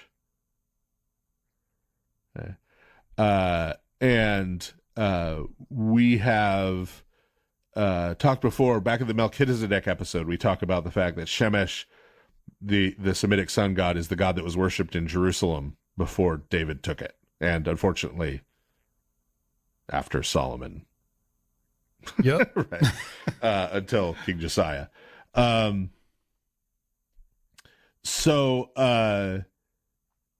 What's interesting about this is Marduk's original name, which associates him as the son of the sun god, who is this bull god, Shemesh. But in none of the later stories about Marduk is he associated in any way with the sun god, even though this is his original name. And so the going theory is that we know that very early in its existence, so we're talking about 3rd millennium BC, 2000s BC, that Babylon as a settlement and as a small city was kind of a dependency of the nearby city of Sippar. And Sippar, as a Sumerian city, was Utu, Sumerian name Shemesh, the sun god, is the god that was worshipped at Sippar.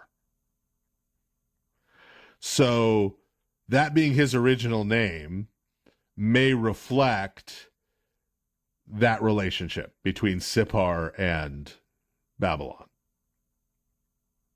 Right? That Babylon at that point as a small town is a dependency of the bigger city of Sippar, and so the god of that town is seen as the son of the god of the bigger city. Right? And then that relationship obviously changes very radically as Babylon becomes a bigger city and becomes ascendant, and so that whole relationship gets lost to history, right? But so Amar-Utu, over time, we're talking about over the course of like 1,000 years here, becomes Amar-Utu becomes Mar-Utuk. So the initial A gets dropped, right? So instead of Amar, you have Mar. Instead of Utu, you have Utuk, Mar-Utuk. That then becomes Martuk, and then Marduk. Yeah. So by the time we get to, the time of Hammurabi, he's Marduk. So Babylon, as we mentioned, starts out as this sort of backwater town, right? And Marduk was originally an agrarian god. He was a god of farmers at that time. And one of the primary symbols for him in that earliest period, but that hangs on, even to when he is considered like the high god of the Babylonian and Neo-Babylonian Empire, he still has a spade as one of his symbols. You'll see spades in the iconography, right? There were likely spades in the temple, right, that were held on to from this point of origin. Now, I said, to give another example of this, I said that that relationship with the sun god was kind of lost. It wasn't totally lost, because even all the way down to the Neo-Babylonian Empire, when they did processions for Marduk, they had these sort of they had this sun iconography that they carried on poles. Even though Marduk was not a sun god. So there were ways in which, so what you find is religious ritual, including pagan religious ritual, was in the ancient world one of the best ways of preserving these things. Right? Much better than like the histories, the annals of kings. Those get edited all the time, like deliberately. Whereas religious rituals and traditions, everyone has the attitude in the ancient world that the more ancient they are, the better. So they're loath to change anything, even if they don't understand it anymore. Right? Because sometimes you can see this with the Greeks, when you read like Plato and Aristotle's understandings of certain ancient religious things, like, we know they're wrong because we have sources from those ancient times that they didn't have available to them. And so it's clear that the original significance had been totally lost by the 4th century BC among the Greeks. And they're just they've either heard some explanation that somebody made up for it, or they're making it up themselves. This happens all the time, by the way, still to this day in the Orthodox liturgy. I can't tell you how many amazing theological explanations I've heard for the fanning of the gifts. Yeah. Which, I hate to break all your hearts, but that was to keep bugs away. That's what they say. But there's nothing, but there's like nothing. The theological explanations are nice and they're fine, right? Yeah, there's nothing wrong with attaching these other meanings, right? Perfectly. A lot of the church fathers did that. Like, there's nothing wrong with that. Right. But my point is just that there was an original reason. Yeah. That original reason gets lost such that people don't know it, right? Right. Yep.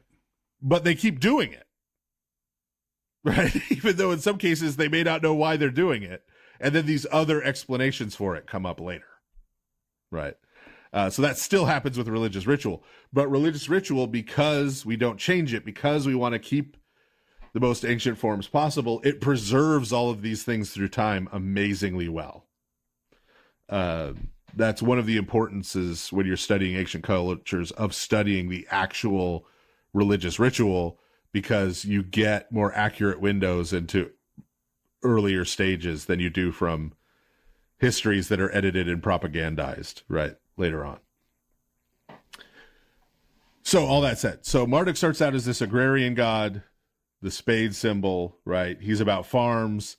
He's about bringing the rain in its season, male fertility. So you get some storm god stuff. He's not a storm god proper originally, but he is connected with the rain and with crop fertility.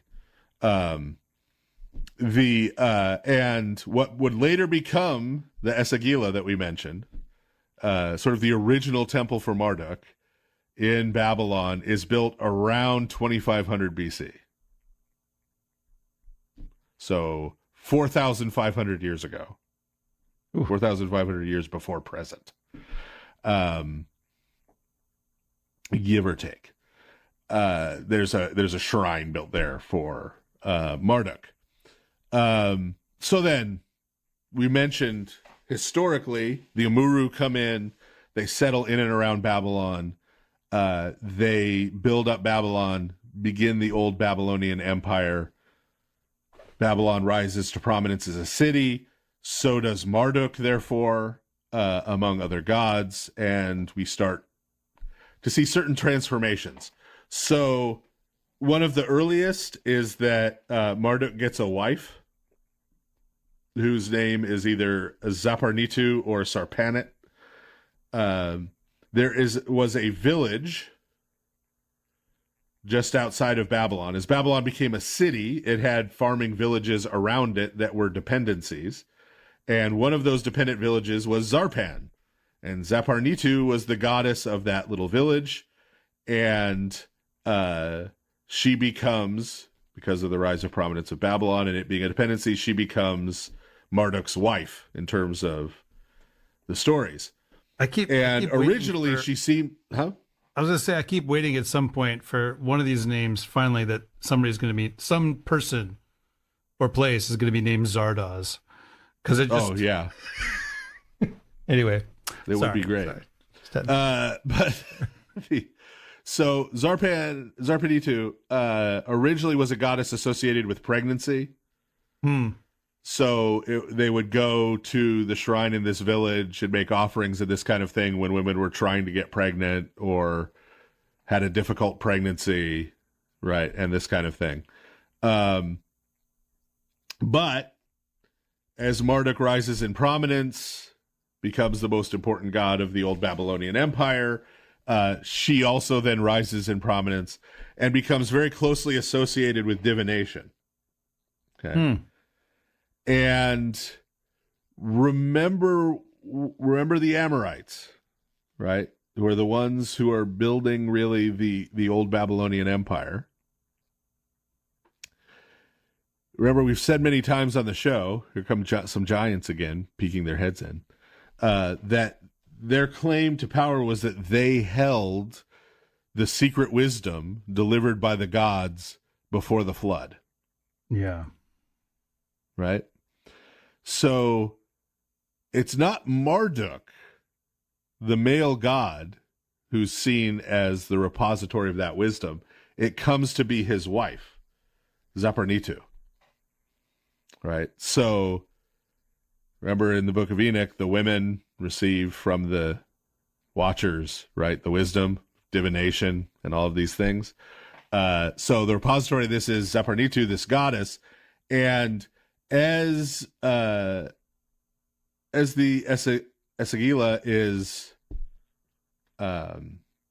expanded, right, goes from being a shrine to being a temple to being a big temple complex, and Zaparnitu has become Marduk's wife, she gets a section of that temple complex in Babylon, and her section of the temple complex is referred to as the House of the Secrets of Heaven and the Netherworld.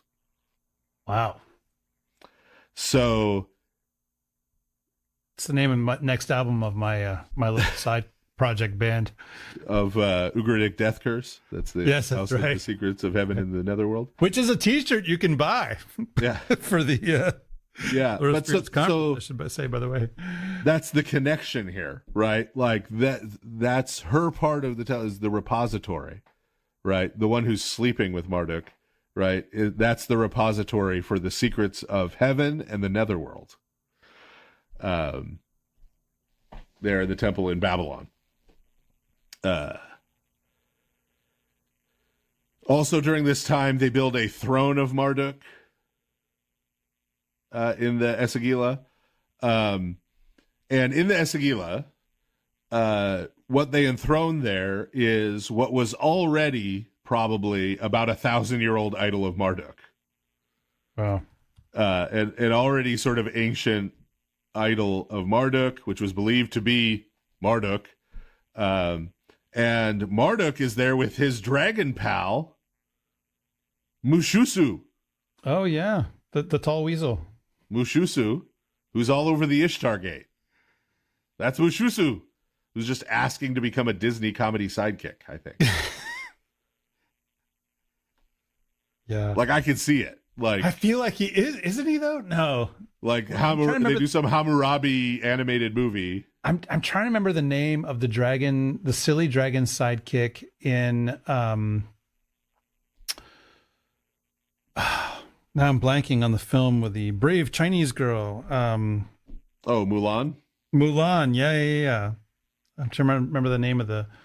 Sound off in the chat there. Tell us who's Mulan's dragon sidekick, everybody. I'm sure you all know right off the top of your head. But But remember, this is a very common motif in ancient idolatry. It's Mushu. It is Mushu. It is Mushu. But not Mushusu. No, not Mushusu, but I mean... They could be related. Kind of close. Yeah. There's some kind of nerd working on those movies. Yeah. Yeah. But this is a common motif in ancient idolatry, where the god is depicted with a dragon or serpent as a representative of wisdom. This goes all the way down to, if you look at the early statuary of Athena in Athens, she usually has a serpent next to her. Well, and even the whole Asclepius imagery, right? You got the serpents twined around the staff. Yeah. This is even more ancient than Mushusu there with Marduk, right? This ancient dragon representing this ancient antediluvian wisdom.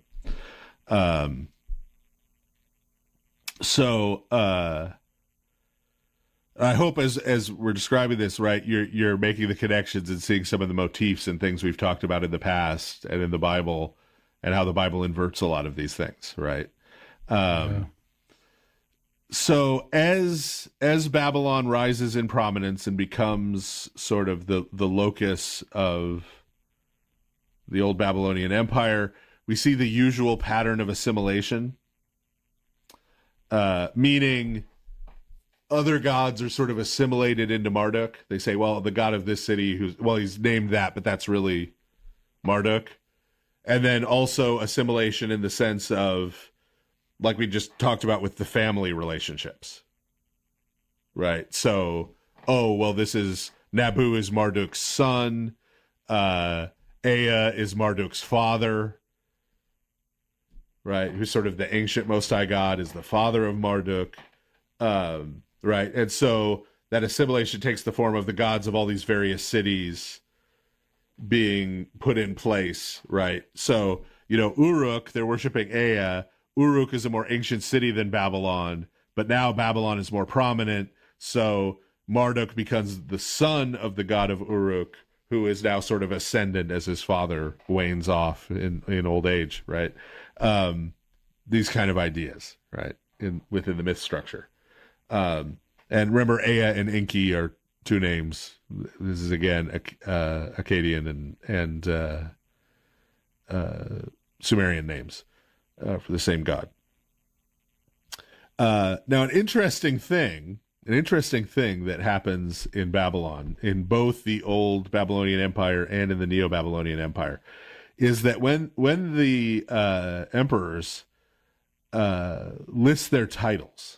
Right, we already talked about some of those titles. Like Father Andrew mentioned, Hammurabi is the king of the four corners of the world. Nebuchadnezzar is the king of the universe. They all use king of Sumer and Akkad, right, who have united Mesopotamia and all this. But the first title they always list in the long list of titles, the first title they always list is Governor of Babylon. Like governor of the city of Babylon. Which seems weirdly limited.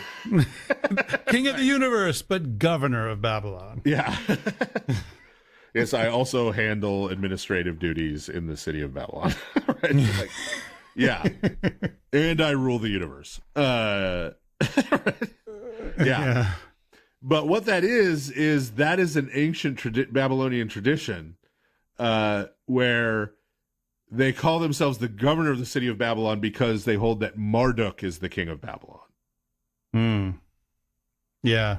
So the pagan god is the king of Babylon, and so the emperor of the universe is just the sidekick in Babylon proper. Right. Yeah. To the god. Right. Right. Or his son or whatever. Yeah. And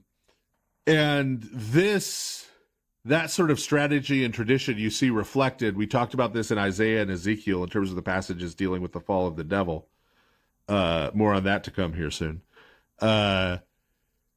Where the Bible will talk about the human king as the prince, like say the prince of Tyre, and refer to Baal as the king of Tyre. Yeah. Right. So that's a practice that gets picked up in the Bible to distinguish those two. Right. So Nebuchadnezzar I, who we mentioned last time, so not our Nebuchadnezzar, but the first one in the 12th century BC, the one who's at the very tail end of the old Babylonian Empire. We mentioned already he was sort of the last gasp of trying to salvage and keep going the old Babylonian Empire as it was collapsing. And he was the last one to try and kind of reassert Babylonian culture. Things had gotten so bad by that point that the city of Babylon was sacked by the Elamites, who are a tribal group who ended up settling in Mesopotamia. But the Elamites had sacked Babylon, and they stole the idol. Ooh, the ancient big humiliation. Like, from the Esagila. So they made off with their god. Right. Very embarrassing. Yes, right. If you're trying to keep the whole empire thing going. Right. Not a good sign. But Nebuchadnezzar I still gave it a go. He managed to defeat the Elamites and get it back. And there was a reinstallation, and there's a whole series of texts and stuff from that reinstallation where sort of further aggrandizing Marduk, but they couldn't hold it together, and the old Babylonian Empire collapsed. Yeah. So there's a few texts out there, and most of these texts, 2 out of 3, which Meatloaf told us wasn't bad, of them we have in their Assyrian form. So be aware that's reflected. The Assyrian attitude toward Babylon is kind of reflected in some of these. The first one, and the one that folks listening may have heard of at some point, is the Enuma Elish. The Enuma Elish is mainly famous because of stupid documentaries that claim that Genesis plagiarized the creation story from it. Right. We'll describe that creation story here, and you tell me if you think that's just exactly like Genesis. Interacted with, sure. Has dragons. Right. Yes. Has dragons. Sure, it interacted with the story, right? And inverted some things, in fact, but plagiarized is not just strong, it's ridiculous, preposterous. But anyway, so there was a major Assyrian festival called the Akitu Festival that seems to have been taken over and repurposed by the Neo-Babylonian Empire during its short existence. But that is itself likely because the Assyrians stole it from earlier Mesopotamian cultures. That's, as we mentioned, they kind of made a pastiche of Mesopotamian culture for their own culture. So in the Enuma Elish, we get a pretty good characterization of Marduk that's reflected in a lot of other smaller texts involving ritual texts and stuff that we have regarding Marduk. He is referred to as savage yet relenting. Okay. So Marduk is savage, like he just likes killing things and wrecking stuff. That's really, he's very angry all the time. But every once in a while he will relent. So I guess you could kind of say he's merciful in the sense that sometimes he calms down and doesn't go, sometimes he just beats you half to death, right? And then wow. I mean, this is an abusive relationship. It reminds me of my favorite old Don Rickles joke. I did not see that sentence coming. Yes, Don Rickles used to say, Frank Sinatra saved my life once. And they'd say, "Oh, really? How?" And he said, "All right, boys, he's had enough." So wow. it's that kind of thing, wow. Right? Like, wow. That yeah, he'll relent. So, like when we find these prayer texts to Marduk, they're in the context of sort of anything bad happening in the world was because Marduk was ticked, right? Like, if to the point of someone is sick and maybe near death, that's because Marduk's mad and he's killing them. Okay. And so literally the prayers to Marduk are like, please for mercy, right? Like, come on, man, he's had enough, right? Like, right. Please stop. We know you're mad, but man, just calm down. We don't want no trouble. Like, it's all good. We'll offer you some sacrifices and stuff, right? I was told all religions are the same. Yes, exactly. Yeah. So if your Christianity bears any resemblance to that, I have bad news for you. You're not a Christian. You're a pagan. Dun, dun, dun. Right? Like, is that our first sorry Calvinists for the episode? I did not say that. You said that.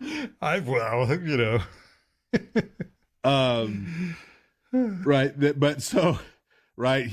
Marduk is like a god of wrath who occasionally relents from his wrath. He is not a god of love, right, who disciplines and chastises, right, as a loving father, right? Yeah. These are very different concepts of who God is.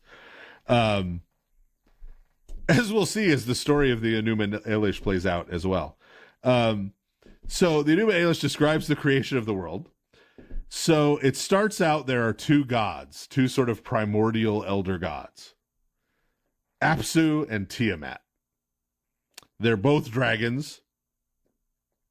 They're also both oceans. Okay, Tiamat is the ocean above this guy. Apsu is the ocean below. Actually, that's reversed.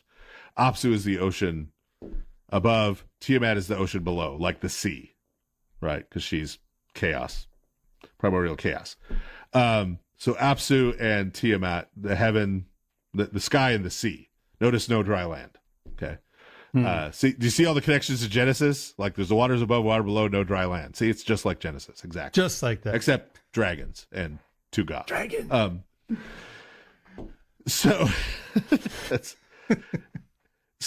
Apsu and Tiamat fornicate and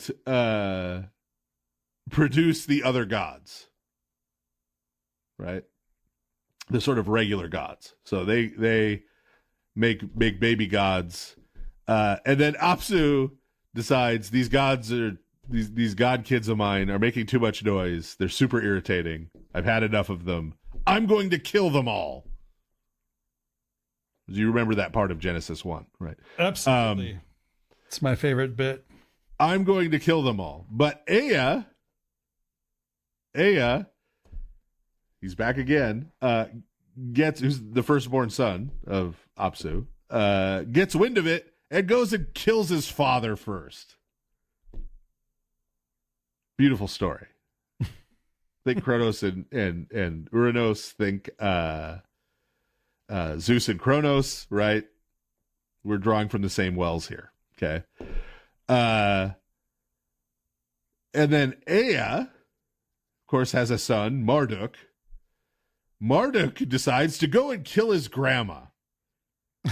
Wait, why? Because he's a savage. That's why. I mean, at least the Greek gods have the decency to just kill their dads and grandfathers and stuff. And usually castrate He goes after grandma, who happens to be a chaos serpent, but still, right? It's still his grandma. But Marduk, being a savage, kills grandma, and then makes the dry land of the world out of her corpse, out of her carcass, and the drops of her blood form humans. Accidentally. Whoops. So, I mean, Genesis 1 almost exactly. Carbon copy plagiarism. Anyway. And so the Enuma Elish then ends with Marduk acquiring his 50 names. Ooh. And these 50 names are not just, random titles of self-aggrandizement, but these are the titles of other gods.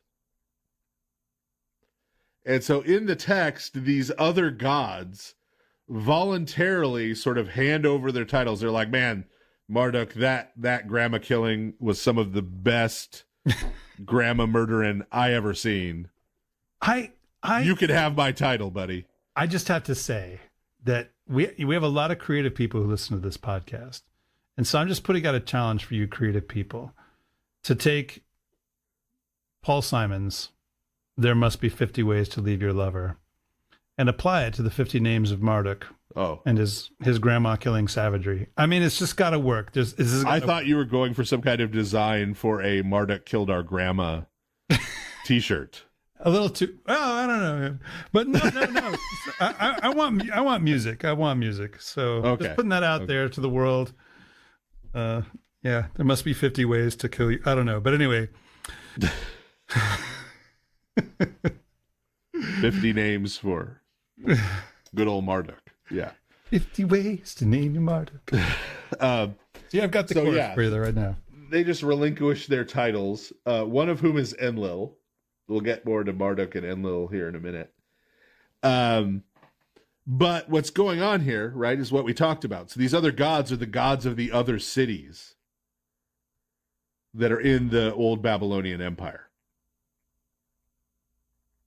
Right, so the idea is that not that like Marduk has, and Babylon therefore have enslaved these other cities, but no, Babylon is just so great, just so amazing that all these other cities want to be a part of it. And the gods of all those cities are just so amazed by how awesomely savage Marduk is that they willingly, right, like, no, worship him more, right? Like he's the guy, right? So that's a way of encoding that, right, into this religious text. This religious text is read and recited at that Akitu festival that we mentioned. So the reading and reciting of this is part of this annual religious observance, right, and feast related to Marduk. The second text we have that focuses on Marduk is also one associated with the Akitu festival. This one is very clearly Assyrian edited, shall we say. It is referred to as the Ordeal of Marduk, and it's all about how Marduk was sort of captured and imprisoned by the other gods, especially Asher. Well.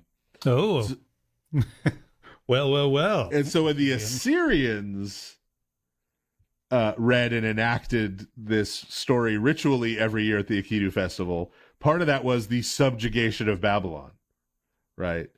The idea that all of that stuff from old Babylon is now sort of their possession. Yeah, because what happens to the god is what's happening to the people who worship that god. Yeah, and there's some evidence that there are some later maybe Neo-Babylonian versions of the story where Marduk ends up escaping that are probably related to the reascendancy of Babylon in the Neo-Babylonian Empire. So why did I make that point about Enlil in particular out of all the 50 gods? So Enlil was, if we're talking about the old Babylonian Empire, and the Neo-Babylonian Empire, Enlil was one of the previous Most High gods who was sort of superseded by Marduk. Okay. And because Babylon came into prominence, Enlil drops off and is no longer the big guy. In Isaiah, the text we already mentioned about the fall of the devil, that talks about where it talks about Hillel ben Shakar in the Hebrew, which famously St. Jerome translated into Latin as Lucifer, son of the morning star.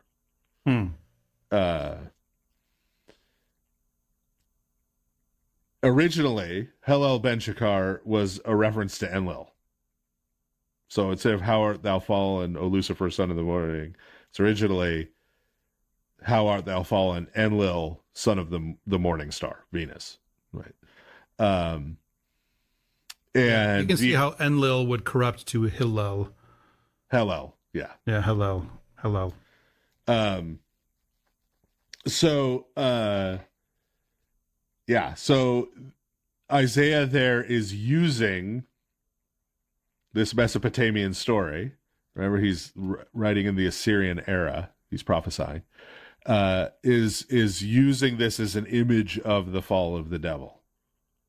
In the same way that Enlil, right, used to be the big guy who everybody thought was it now, right? Now is ignominy. And this is one of the big points that there's the famous verse that sometimes people, when we talk about the idea of monotheism, right, where Isaiah says regarding Yahweh, the God of Israel, that Yahweh says, before me there was none, and after me there will be no other, right? That's not really a reference to polytheism there. That's a reference to the idea of succession. Right. The idea that there wasn't another God who was the Most High God before Yahweh, the God of Israel, and there's not going to be another one who comes along and displaces him. It's always and eternally him. Unlike Enlil, unlike Marduk, unlike Zeus, unlike Kronos, unlike all of the Baal, Like right? all of them. Yeah. With the succession myth that's everywhere, right? So Enlil is the one who Marduk in particular displaces, and so that has that biblical relevance there. And so then last text that deals with Marduk is a text called the Epic of Erra, E-R-R-A.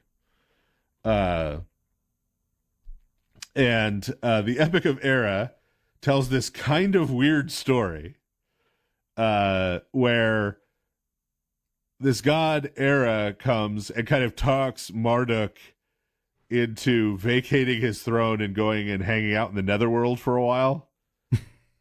Like, hey man, netherworld's great this season. Why don't you go take a break, go check it out?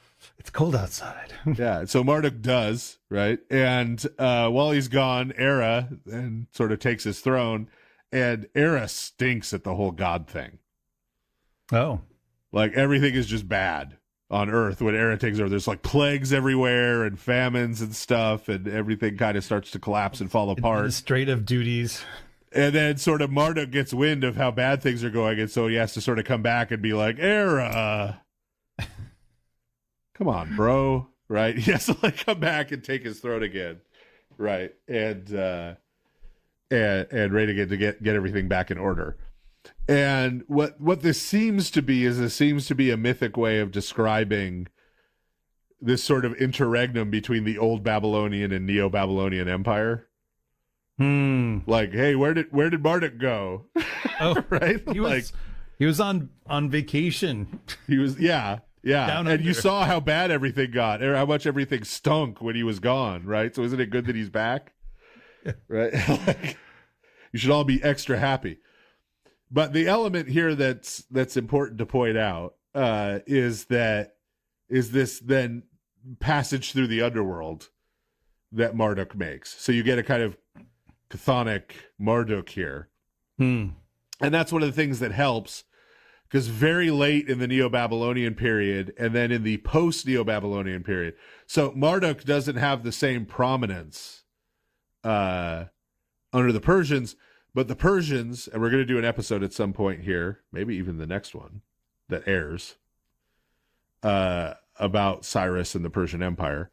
But the Persians took a very different approach to empire, in that they let everyone in the territories they controlled keep their local traditions and religious practices.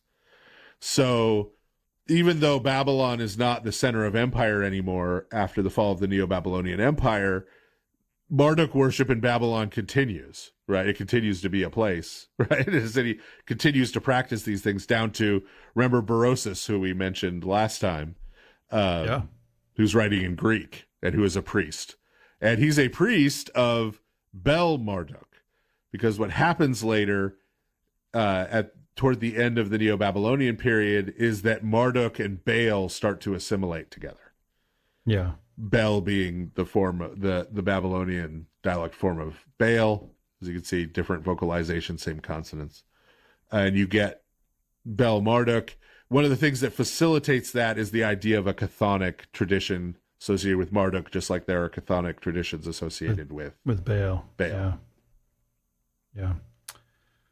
All right. Well, that's the end of the second half of this episode. We have mentioned Nebuchadnezzar, so we're not completely sticking with our normal form of waiting until the third half. But this is the Nebuchadnezzar episode, so we're going to take our second break, and we'll be right back. Father Andrew Stephen Damick and Father Stephen DeYoung will be back in a moment to take your calls on the next part of the Lord of Spirits. Give them a call at 855-237-2346. That's 855-AF-RADIO.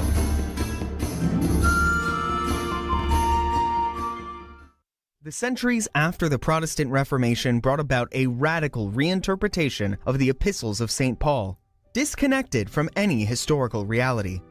But Paul operated, during his entire life, as a faithful Pharisee within the Roman Jewish world. In St. Paul the Pharisee, Jewish apostle to all nations, Father Stephen DeYoung surveys Paul's life and writings, interpreting them within the holy tradition of the Orthodox Church. This survey is followed by DeYoung's interpretive translation of St. Paul's epistles, which deliberately avoids overly familiar terminology. By using words and ideas grounded in first-century Judaism, DeYoung hopes to unsettle commonly held notions and help the reader reassess St. Paul in his historical context. Available now at store.ancientfaith.com. Again, that is store.ancientfaith.com. We're back now with the Lord of Spirits, with Father Andrew Stephen Damick and Father Stephen DeYoung. If you have a question, call now at 855-237-2346.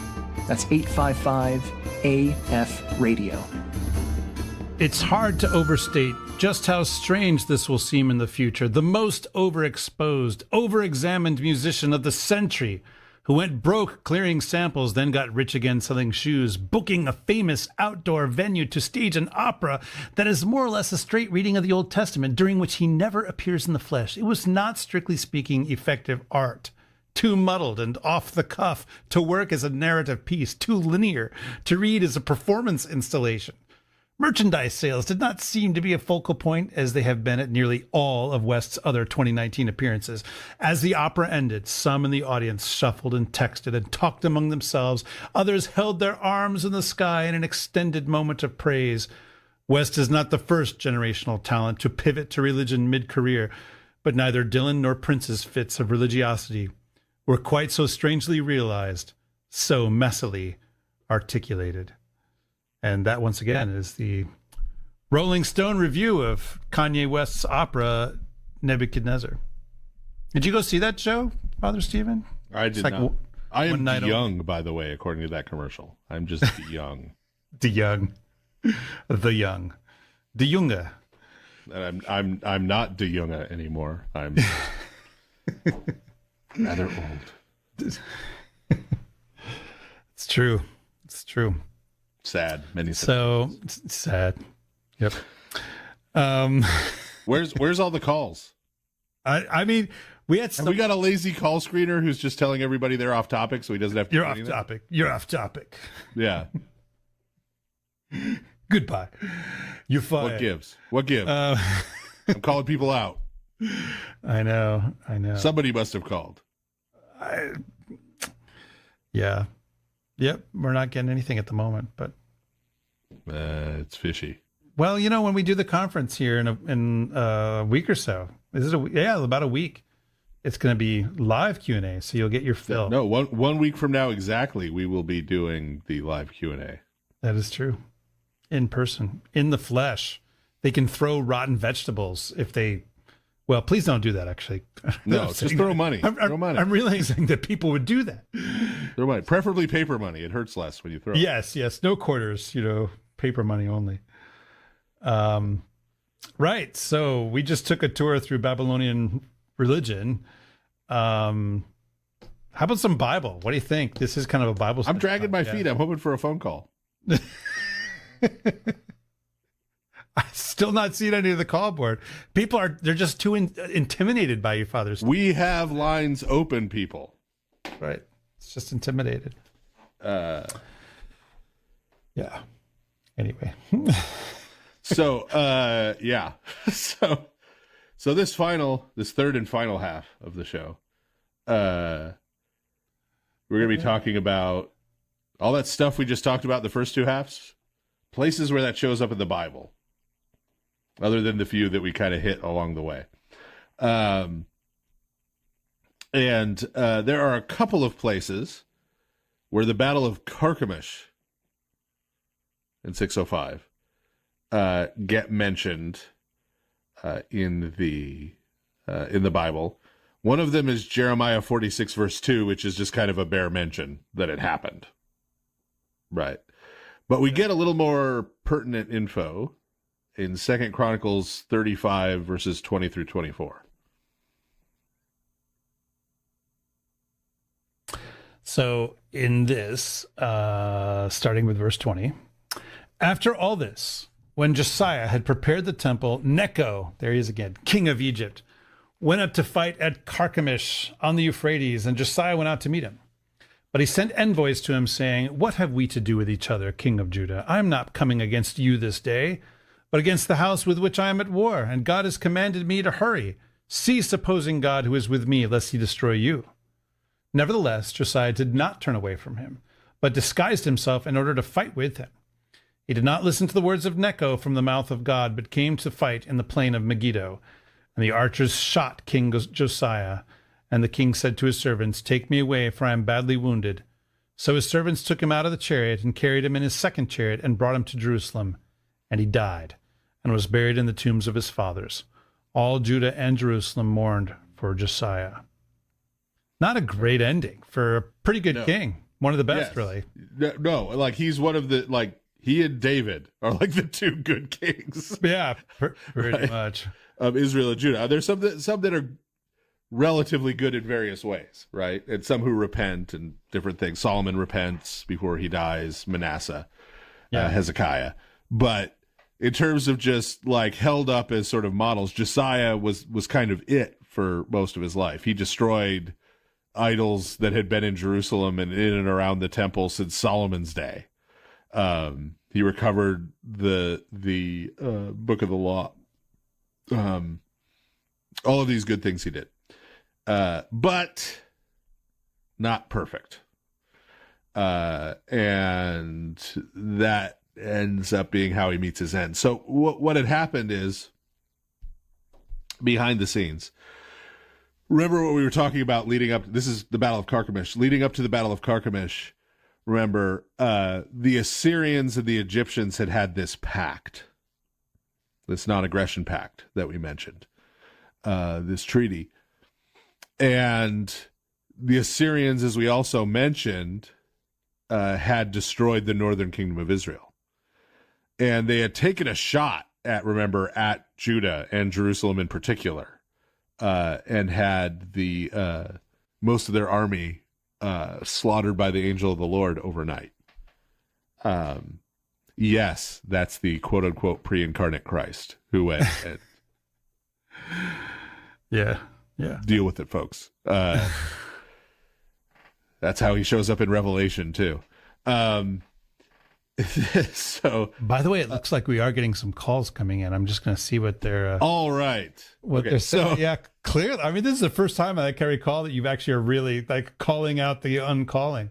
Yes. Yeah. After that one attempt, though, there hadn't been further attempts. And the reason there hadn't been further attempts by the Assyrians to take Judah is that Judah had made certain treaties and agreements with Egypt. Okay. All right. Since you let me finish this, and then we'll do. Okay. Yeah. Finish what you're going to say. Yeah. Go ahead. So God had told them not to do this. Right. God had said, "Look, I'm the one who protected you from the Assyrians the last time. Right. Not the Egyptians. You don't want to be making treaties with the pagan nations." Remember, that's what got Solomon into trouble.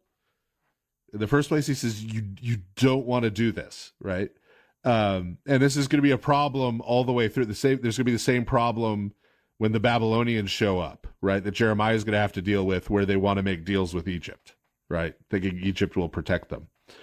And God says no. And so this gets to the point where Josiah, because those King Josiah, because those who is a saint in the Orthodox Church, because of those agreements, he feels like he's sort of obligated by those agreements to go and fight with Pharaoh Necho, inventor of the wafer, at the Battle of Carchemish. Right. I don't know why I laughed at that a third time, but somehow it gets me every time. But right, like at the Battle of Carchemish.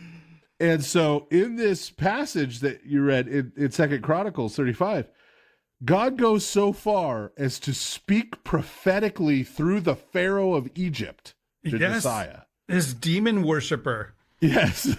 So the Pharaoh tells him, God is saying to you, do not come out and fight with me. Yeah. Right? The guy who the agreement is with is telling him to stay home. Right? But King Josiah feels obligated, possibly by honor or something else, or fear of the Babylonians or the Assyrians, whatever. He goes out to fight anyway and ends up being killed in battle. And that ends up being the end of Saint and King Josiah. Yep. Now, who's our caller? All right, we have Caleb calling from, well, I assume it's Michigan. It's MI. And he, Caleb, yeah, why don't you just speak for yourself? Caleb, welcome to Lord of Spirits podcast. Hello. Can you hear me? We hear you. Can you hear us? I can hear you just fine. Yes, I am from the Michigan. I think actually there was another Caleb from Michigan from one of your other episodes, but he's from the Upper Peninsula. I'm from the Lower Peninsula. No, So you are a troll. You live below the bridge. That's correct. Actually, I live next to a bridge. Okay. Close. I take the troll toll. Even trolls move into the suburbs. Yes. And there's various troll kin as well. That's right. So, man, I don't know. What's on your mind, Caleb? All right. So there may not be much of an answer to this. So if you don't have it, just don't worry about it. But on an episode, I'll make something up. I can't remember because I've been listening. Sounds good. There's I've been listening to like more than dozens of episodes. I think I finally caught up on the entire show up to this point from starting like a few months back. On one of the episodes a while back, in the response to a different question, Father DeYoung, you mentioned that you mentioned off-candidly, like not in any kind of detail, that the Bronze Age collapse might have something to do with the Tower of Babel, I don't know. I was curious as to what that was, and I guess now that we're talking about Babylon, there might be.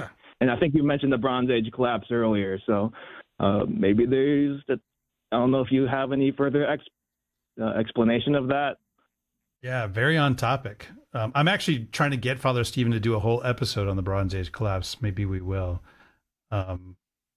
Yeah. So yeah. I mean, lay it out, Father. What's the deal with Babel and the Bronze Age collapse? So what I have suggested is that the Tower of Babel story in Genesis 10 and 11 is the story of the Bronze Age collapse from a spiritual perspective. So what do you have in the narrative in Genesis? You have the story of how after the flood, right? So we have the things that happened before the flood that brought about the flood, right? Involving the Nephilim, involving all those things, the evil and the wickedness. And then Genesis tells us that after the flood, this begins again. The named person who seems to be one of the new giants is Nimrod, which etymologically is the same name as the Mesopotamian god Ninurta. So there's a connection to Mesopotamia there. This global civilization that's described then, that is building towards the same level and kinds of evil that were going on before the flood, culminates with the building of this tower, this ziggurat, in a place called Babylon. And that tower never gets finished because God comes down and disperses the nations, breaks up that world civilization and disperses it. Okay. So that's the story we get told in Genesis. Historically, when we're talking about the old Babylonian Empire, we have a worldwide empire that's facilitating worldwide trade named Babylon, that was building a ziggurat that they never managed to finish, Etemenanki, that claimed to be the repository, claimed to still possess the quote-unquote wisdom from before the flood, to be recreating the pre-flood civilization. They claimed that. Ruled over by people identified biblically, the Amorites, as giants, who then have their global civilization smashed and never finish their tower. Right? So it seems to me there's a very, very direct correspondence between the story Genesis is telling and what we know historically happened to Babylon in the Bronze Age collapse. And all of these very direct points of connection. But what Genesis is doing is it's giving us the spiritual perspective on this historical events. That it wasn't just happenstance, it wasn't just climate change or the migration of peoples or mismanagement or whatever that caused the fall. That it was God's doing to prevent the world from becoming as evil as it had once before. And that therefore the loss of the old Babylonian Empire, just like the loss of the pre-flood civilization, was not this great loss to humanity and this thing to be mourned and this thing to attempt to recreate over and over again in the future, but rather something that was terrible and horrible and was destroyed in judgment by God. And this is why Babylon still has the resonance it does in the New Testament, as the apostles are looking at Rome and seeing Rome as old Babylon happening again, which is the pre-flood civilization happening again. Right? All of this has happened before, and all of this is happening again. Right? It's Babylon, and they call it Babylon. Right? They call Rome Babylon. St. Peter does, St. John does. Right? So yeah, I that's what I was alluding to and suggesting, I think, fleshed out here a little more. And very on topic, because we were kind of talking about that. Yeah, very much. Very much. So does that clear things up for you, Caleb? It does. I have like a slight amendment. It may not be an answer to this one either. So just, is that all right? Go for it. Go for it. What do you think about like the whole God's confusing their language, that sort of thing? Is there some kind of particular correlation you can think of there, or? Well, that's about the dividing of the nations. So like when Deuteronomy 32 refers back to the Tower of Babel, they talk about when God divided the nations. And one of the things that divides the nations is that they all have different languages. Yeah. That makes sense, I guess. Yep. So, all right. Thank you very much for calling.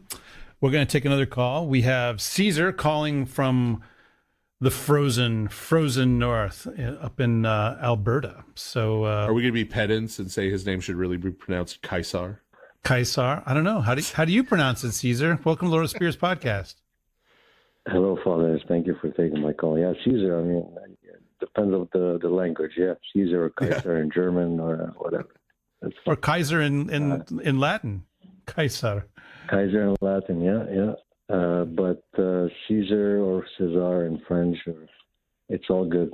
I know myself, so I'll recognize you calling me. Cesare in Italian. Ooh. So what's on your mind? Yeah, thank you for taking my call. Just, this subject is not an easy one, so I'm pretty sure you don't have a straight answer for it. But I was like, continually when I read the Bible, it's always this pattern of the victim played those who have been colonized, in this case the Jews, they play the victim, and then vice versa. And when I read history, it's always when someone gets colonized, they play the victim. And that victimization lasts for like hundreds and hundreds of years within the community.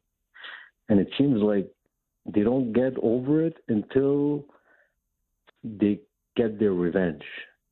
And I'm like, okay, like I was reading Hosea today, and yes, all this criticism over the harlotry, but then I'm like, the pattern will come anyways. Like they're going to play the victim, and it's going to last for hundreds and hundreds of years until it's returned to like they can take their revenge somehow. And like, I'm like, okay, but I don't know, like, what do you think about, like, it's this constant pattern that's like this patience that God has over his people.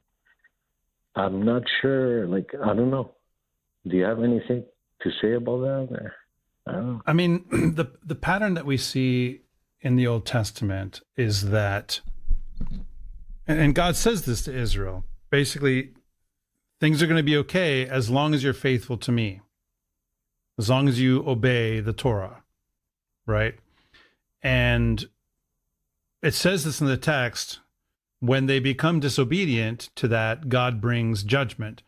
And the point of the judgment is not to, beat them over the head because he's mad. It's to chasten them and bring them back to faithfulness, right? And so certainly along the way, you get lamentations that things have gone very badly and so forth. But there are moments when Israel returns to faithfulness under leaders like Josiah that we just mentioned. What we should bring from that is not, okay, this is my opinion of the nation of Israel in the Old Testament, rather, right? But rather that when bad things happen in our own lives, whether it's overwhelming or, the relatively minor things that happen to most of us, that our response to that should be, okay, this is God chastening me so that I will come to repentance, right? So, it's important when we read the scriptures to look at them and ask the question, how do I use this that I'm reading for my repentance? Not how do I use this that I'm reading for my opinion about somebody else, but rather for my own repentance. Like even when, we see that pattern in the Old Testament, but even, for instance, when the city of Constantinople fell to the Ottoman Turks in 1453, the response that you see from church leaders at the time was, God has brought this upon us because of our sins, right? So they took it as repentance. And there are, laments and so forth that are written, amazing stuff written in Byzantine chant to express this at the time. So that's the proper response is to receive any kind of disaster or suffering or whatever it might be as being, frankly, a gift from God for our repentance. Now, that doesn't mean that suffering is good in and of itself. It's not. It's just that we tend not to repent unless we're experiencing suffering. That's just who human beings are. So yeah, I mean, that's what we should draw out of that. If you want to just ask the question of, okay, well, what do we think about what Israel is doing at these various points? When they return to faithfulness, that's good. And when they don't, then it's an example for us of how not to be. So yeah. Father, do you have anything you wanted to add to that? Yeah, specifically on the angle of sort of the revenge of the colonized. This is why the canonical Bible, right, stands opposed to the traditions of zealotry that evolved. And we did an episode, the third episode we did on the history of Israel, where we talked about the Hasmoneans. We talked a lot about this. The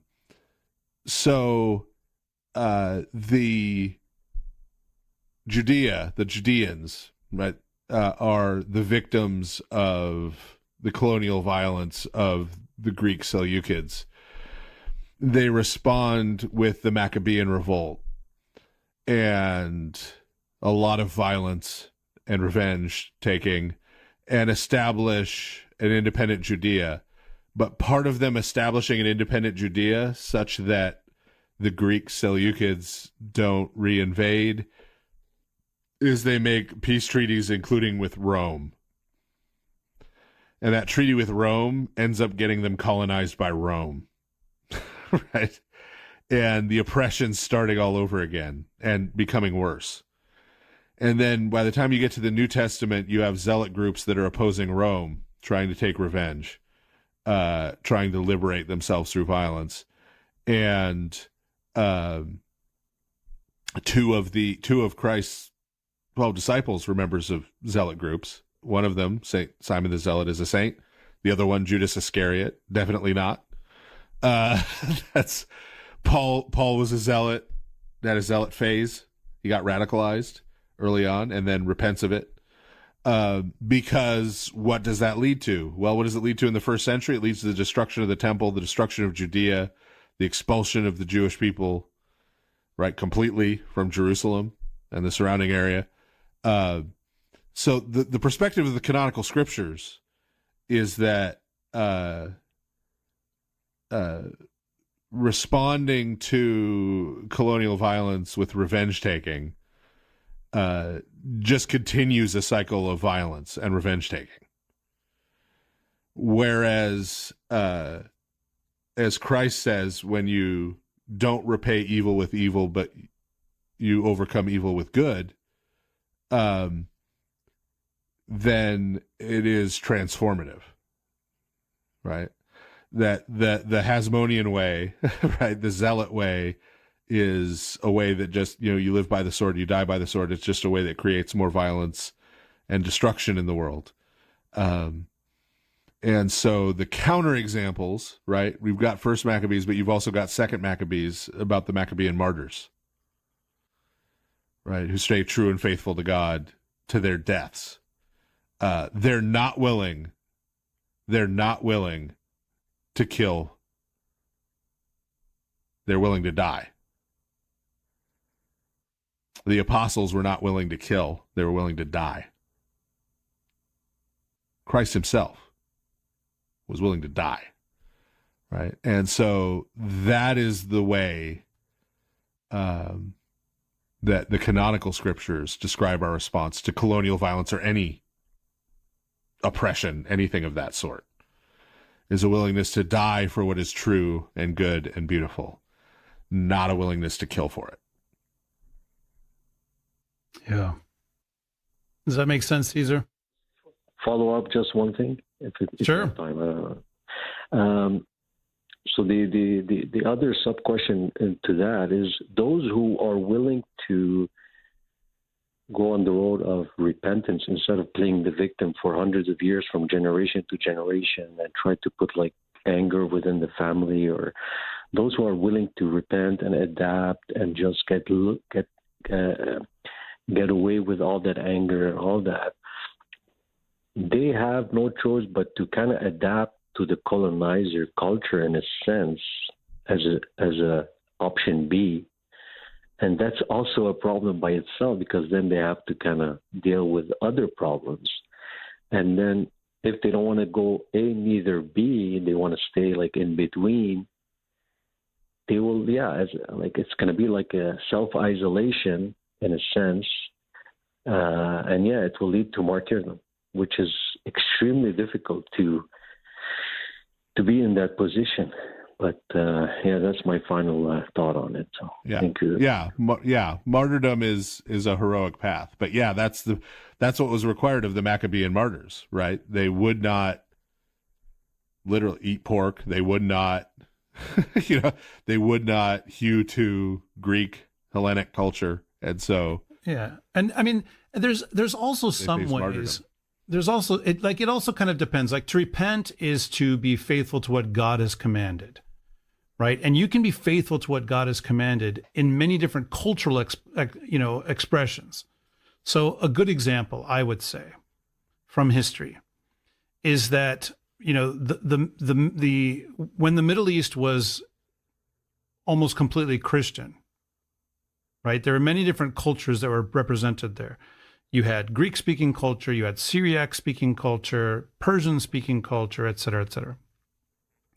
Eventually, you get the Muslim invasions that come in and take over the whole region, and then there had been some Arabic present, but eventually Arabic becomes the language almost everywhere, and the Christians that are there adopt the Arabic language. There's nothing sinful about that. Not remotely. You can be absolutely a faithful Christian and speak Arabic. I know many, many. And yet at the same time, they did not, some did apostatize, but, there are faithful Christians who remained faithful to that. So they did not take on all of the culture of those who had conquered them. They, took on the language and maybe some customs. I'm not an expert in those things, but you can be faithful in the midst of that experience. And there are some kinds of adaptations that are perfectly fine, and then there's some that are not perfectly fine, right? So one has to be discerning and not simply say, well, I have to be, it's not just A or B, one can be faithful within the midst of whatever is going on. And if martyrdom is required, then martyrdom is required. But it's also possible to be, the leaven that leavens the whole lump, God willing. Christianity changed the Roman Empire, pagan empire, demon-worshipping empire, and Christianity did that by being faithful, even in the midst of persecution. And Christians had many cultures, even in the early Roman Empire, and yet remained faithful to Christ. So it is possible, although not easy for sure. So thanks very much for calling. We're going to take one more call. One last little note. Oh yeah, go ahead, Father. Victimhood is an attitude one chooses to take upon themselves. Yeah. I know people who have faced legitimate persecution and hardship and difficulty and hatred, etc., in their life, who do not view themselves or portray themselves or conduct themselves as if they were victims. Yeah. On the other hand, a week or so ago, I saw a video in which the pastor of a very large church in North Carolina was talking about how conservative Christians are marginalized and hated. And I'm like, bro, you're a wealthy conservative Christian man in North Carolina. Okay. You are one of the least persecuted people on earth. Okay. Yeah. You have all the cards, bro. Yeah. You're fine. Okay. You are not a victim. Okay. But it doesn't matter. You could take that upon yourself. Yeah. Okay. A conservative Christian pastor, Protestant pastor in North Carolina is sort of like a white woman in a Starbucks inside a Target. Okay. Wow. You are in your place. Okay. You are in your, wow. This is your realm. That's going to cancel you, Father Stephen. That thing. What? Sorry. Anyway. All right. They hate me because I tell them the truth. Oh, is that why? Okay. All right. We're going to take one more call. And we have Adrian calling from Illinois. And Adrian wants to know, Father, about what you refer to as the quote-unquote pre-incarnate Christ. So, Adrian, welcome to the Lord of Spirits podcast. Good afternoon, Fathers. I updated my question a little bit because I actually went and opened the Bible and read it. And I don't know if this is like a Berenstein Bears thing, but I'm not seeing angel anywhere in Exodus in the Orthodox Study Bible. So I don't know if this is some bad information, bad translation I was given for several years, and I just never went back and corrected it, or if there's something else I'm missing here. I'm sure you guys can obviously enlighten all of us a little more. Okay. Lay it out, Father. Exodus. What passage are you looking at in Exodus? He's talking about the Are you talking about the killing of the firstborn? Is that what you're referring to, Adrian, or something else? I was talking about the killing of the Assyrian army. Yeah. Oh, well, I was way off. When they laid siege to Jerusalem. Yes. With Sennacherib. Yeah. Mhm. Yeah. Although Christ does show up in the Exodus. Yeah. Yeah. I mean, there is an angel there, right? The angel in whom God places his name. Yeah. He's fighting against the Egyptians directly, and then leading the people of Israel. And then when they're at the Red Sea, that guy who was on before us was talking about this, I think. When they're at the Red Sea, getting ready to cross, the cloud and the angel go behind them, like between the Israelites and Pharaoh's forces. Yeah. So there is an angel there, right? We identify with the pre-incarnate Christ, but that's not what I was talking about earlier. What I was talking about earlier was the Assyrian siege of Jerusalem. Does that clear things up, Adrian? I had jumped to the more common, Yeah. Sunday school story then, as opposed to what we were actually talking about. It's okay to admit that you mean, the movie The Ten Commandments with Charlton Heston. Yeah. Yeah, they haven't done a good movie about the Assyrian siege of Jerusalem, to be fair. Or any movie. I would say, that would be like NC-17 plus. Maybe the word. Well, the question is what you do with the rats. That's true. Because what it says in the text is that the angel of the Lord came there at night in the Assyrian camp and wipes everybody out, right? Josephus, when he's talking about that episode in Antiquities, says that rats came up from the city like the sewer and ate all the bowstrings of the Assyrian troops, so they couldn't make war. And so the interesting hypothesis that a lot of biblical scholars have is that what happened is, because we also read that when they're laying siege to Jerusalem, they stopped up the water supply. And so when they stopped up the water supply, rats, right, came up out of the drainage system, and there was a plague outbreak. And so the way that God killed the Assyrians in the camp was through the plague, like the bubonic plague, or something similar. So it's what you do with the rats in the movie. Yeah. Yeah. So do you just go for the CGI angel of the Lord taking everybody out, or do you rats, thousands? Yes. Anyway.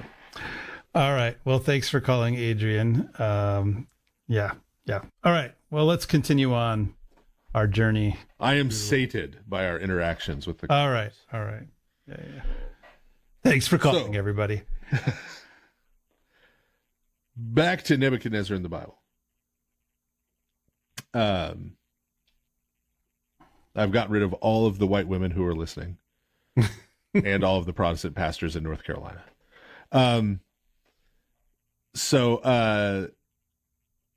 Next place Nebuchadnezzar comes up, of course, is in 2 Kings or 4th Kingdoms, chapters 24 and 25. And that, of course, is the story of Nebuchadnezzar coming in and wrecking Judah and destroying the temple and capturing Jerusalem and starting to deport people into exile.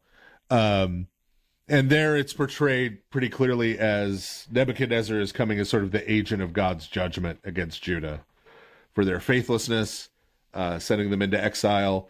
But also, it's important in 2 Kings that 2 Kings portrays it as, hey, you guys brought this on yourselves. Sort of in the way I was talking about to the caller about the Hasmoneans making that deal with Rome that backfired on them real good. In 2 Kings 20, verses 12 through 19, it talks about how King Hezekiah, super genius, invited the Babylonian delegation to come and see all the cool treasures he had in the temple. I know. Check out my sweet treasures, guys. Yes. they're like, after which Isaiah points out that he's an idiot and tells him, you realize as a result of this, the Babylonians are going to come back and take all of this, right? Like you see that coming, right? And are you ready for how that passage ends? Hezekiah is happy because Isaiah tells him that the Babylonians are going to come back and do this after he's dead. So he's just happy. Well, there'll be peace in my lifetime. Yeah. Sorry, kids. So Hezekiah, not the sharpest tool in the shed, right? As 2 Kings 20 presents him, at least. He's wicked and repentant, but through it all, not the best leader, right? From just a practical perspective. So Nebuchadnezzar also, of course, has a prominent role, albeit in the background, as a looming threat in the book of Jeremiah. And that is because he is looming as a threat. He is preparing to invade Judah and lay siege to Jerusalem. And Jeremiah, being the true prophet of God, is informed by God that Nebuchadnezzar is going to win. That he is going to conquer, he is going to destroy the city, and he's going to do that because of the wickedness of Israel. Chapter 21, for example, right? Jeremiah is informed of that and pronounces that.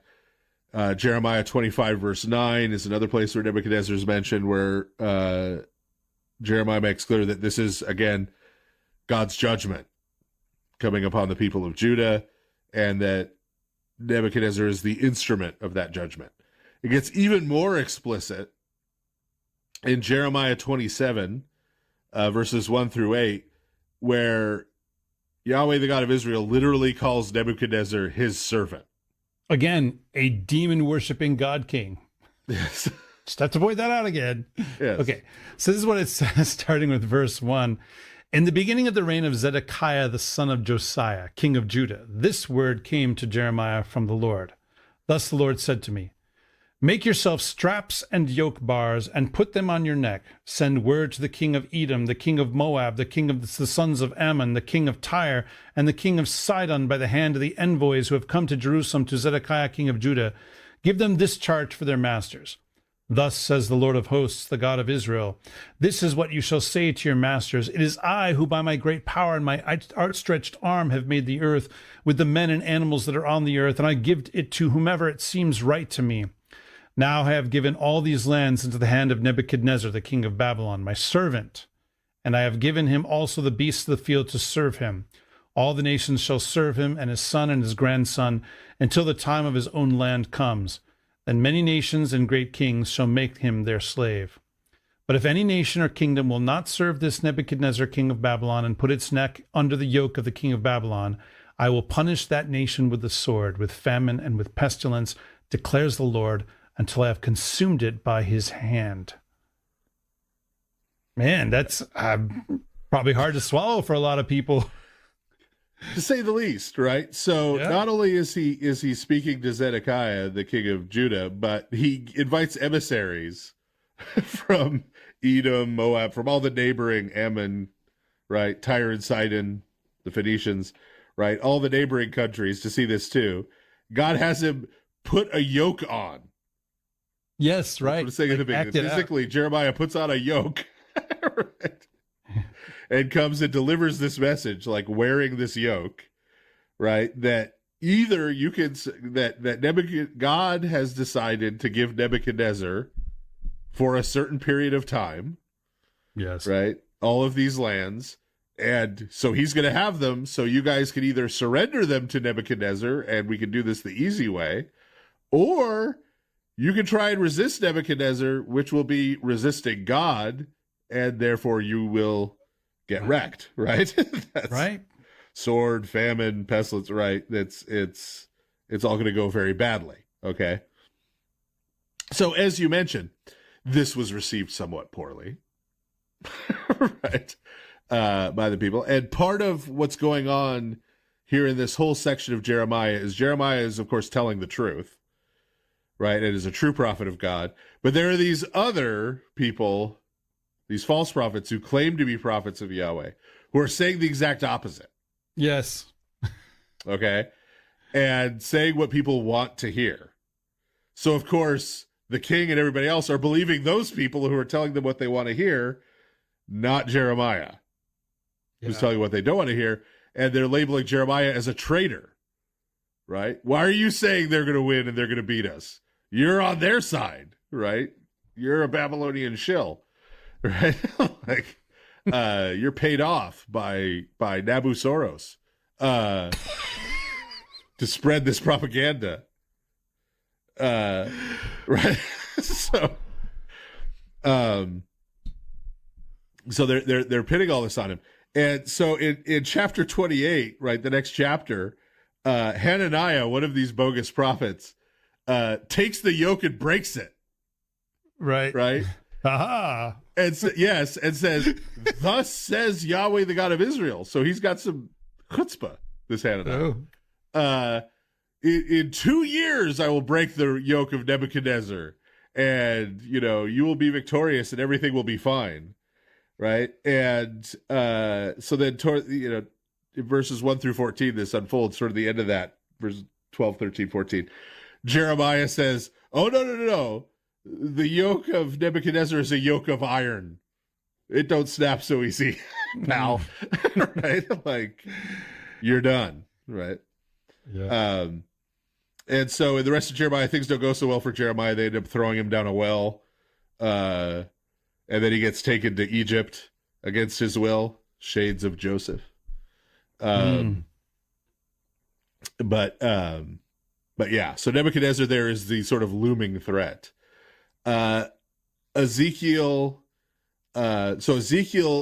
is prophesying within the context of exile. So Jerusalem is already done. He's in one of the early deportations to Babylon. But he issues prophecies in chapter 26 against Tyre, and in chapters 29 and 30 of Ezekiel against Egypt, in which God is sort of threatening both Egypt and Tyre with Nebuchadnezzar. Right? That Nebuchadnezzar is sort of presented as this weapon that God has in his arsenal to use to execute judgment against these wicked nations and kings. But of course, if we're talking about Nebuchadnezzar, the place where Nebuchadnezzar is the most prominent in the Bible, the place where he shows up in person and people interact with him and he interacts with them, is primarily the book of Daniel. Yeah. Because Daniel has a personal relationship with Nebuchadnezzar. That's because in exile he's become a young official of the Babylonian court. And so that sort of starts in Daniel chapter 2. Daniel chapter 2 is where Nebuchadnezzar has had a dream and he wants it interpreted. But Nebuchadnezzar is no dummy. So he goes to all of his diviners and astrologers and all of priests and the other usual suspects in Babylon. And they say, "Oh, yeah, we can interpret your dream for us. Tell us about your dream." And he's like, "No, why don't you tell me what my dream was and then tell me what it means?" Yeah. So he's no dummy, right? He's like, if you guys can really tell all this stuff, then you should know, right? Like, whatever I foresaw, you should already know about from the stars or from entrails or whatever it is you're reading. You should already know about it, right? Anybody can come up with some interpretation if I tell it to them, right? Make something up, right? And of course, so none of them can without hearing it. But Daniel is given a prophetic vision by God. And so he comes and not only tells Nebuchadnezzar what his dream was, he then interprets it. And this is the dream, of course, where Nebuchadnezzar saw the statue, like the idol, of a king, of an emperor, and the pieces of it as you descend from head to foot are made of different substances. So it goes from gold to silver to bronze to iron to the feet being iron mixed with clay. Right. And Daniel interprets this as a succession of world empires, with the Neo-Babylonian being the gold. Then you get the Persians, then the Greeks, then Rome, and then finally a weakened Rome. And then a stone is carved out, not by human hands. That stone is thrown and smashes all of those empires, smashes the statue at the point of the iron mixed with clay. And the stone then grows and becomes a mountain that fills the earth, like the mountain of God. So this stone, not made with human hands, that becomes the mountain of God, the kingdom of God, the rule of God through all the earth, is the Messiah, right? So this is a messianic prophecy that's telling us that, guess what? He's going to come in during the Roman Empire. And this is how Jewish folks read it at the time. This is one of the reasons there was so much messianic fervor in the first century AD, is they were understanding a bunch of the prophecies in Daniel to be pointing to that time period as the time when the Messiah would come. And Christians, of course, held on to that interpretation of those prophecies. Other non-Christian Jews held on to other interpretations of those prophecies, but this is certainly one of them. So this is a place where, again, by virtue of doing this, Nebuchadnezzar is impressed with Daniel's wisdom, spiritual insight, etc. And so he finds Nebuchadnezzar's favor. He advances in his court. He gets some leeway, as do his three friends of various names. Shadrach and Benny. Yeah, Shadrach, Meshach, and Abednego, if you want their Babylonian names. Azarias, Misael, and what's the third one? Ananias, Azariah, Mishael. Yeah. And so those three friends then become important in chapter 3, which again involves Nebuchadnezzar. The famous story that we read on Holy Saturday of the Tree Utes, where a giant idol is constructed of Nebuchadnezzar.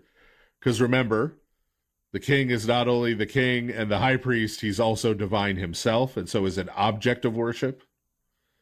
He receives worship due to his divinity and being seen as sort of, in this case, an embodiment of Nabu, the son of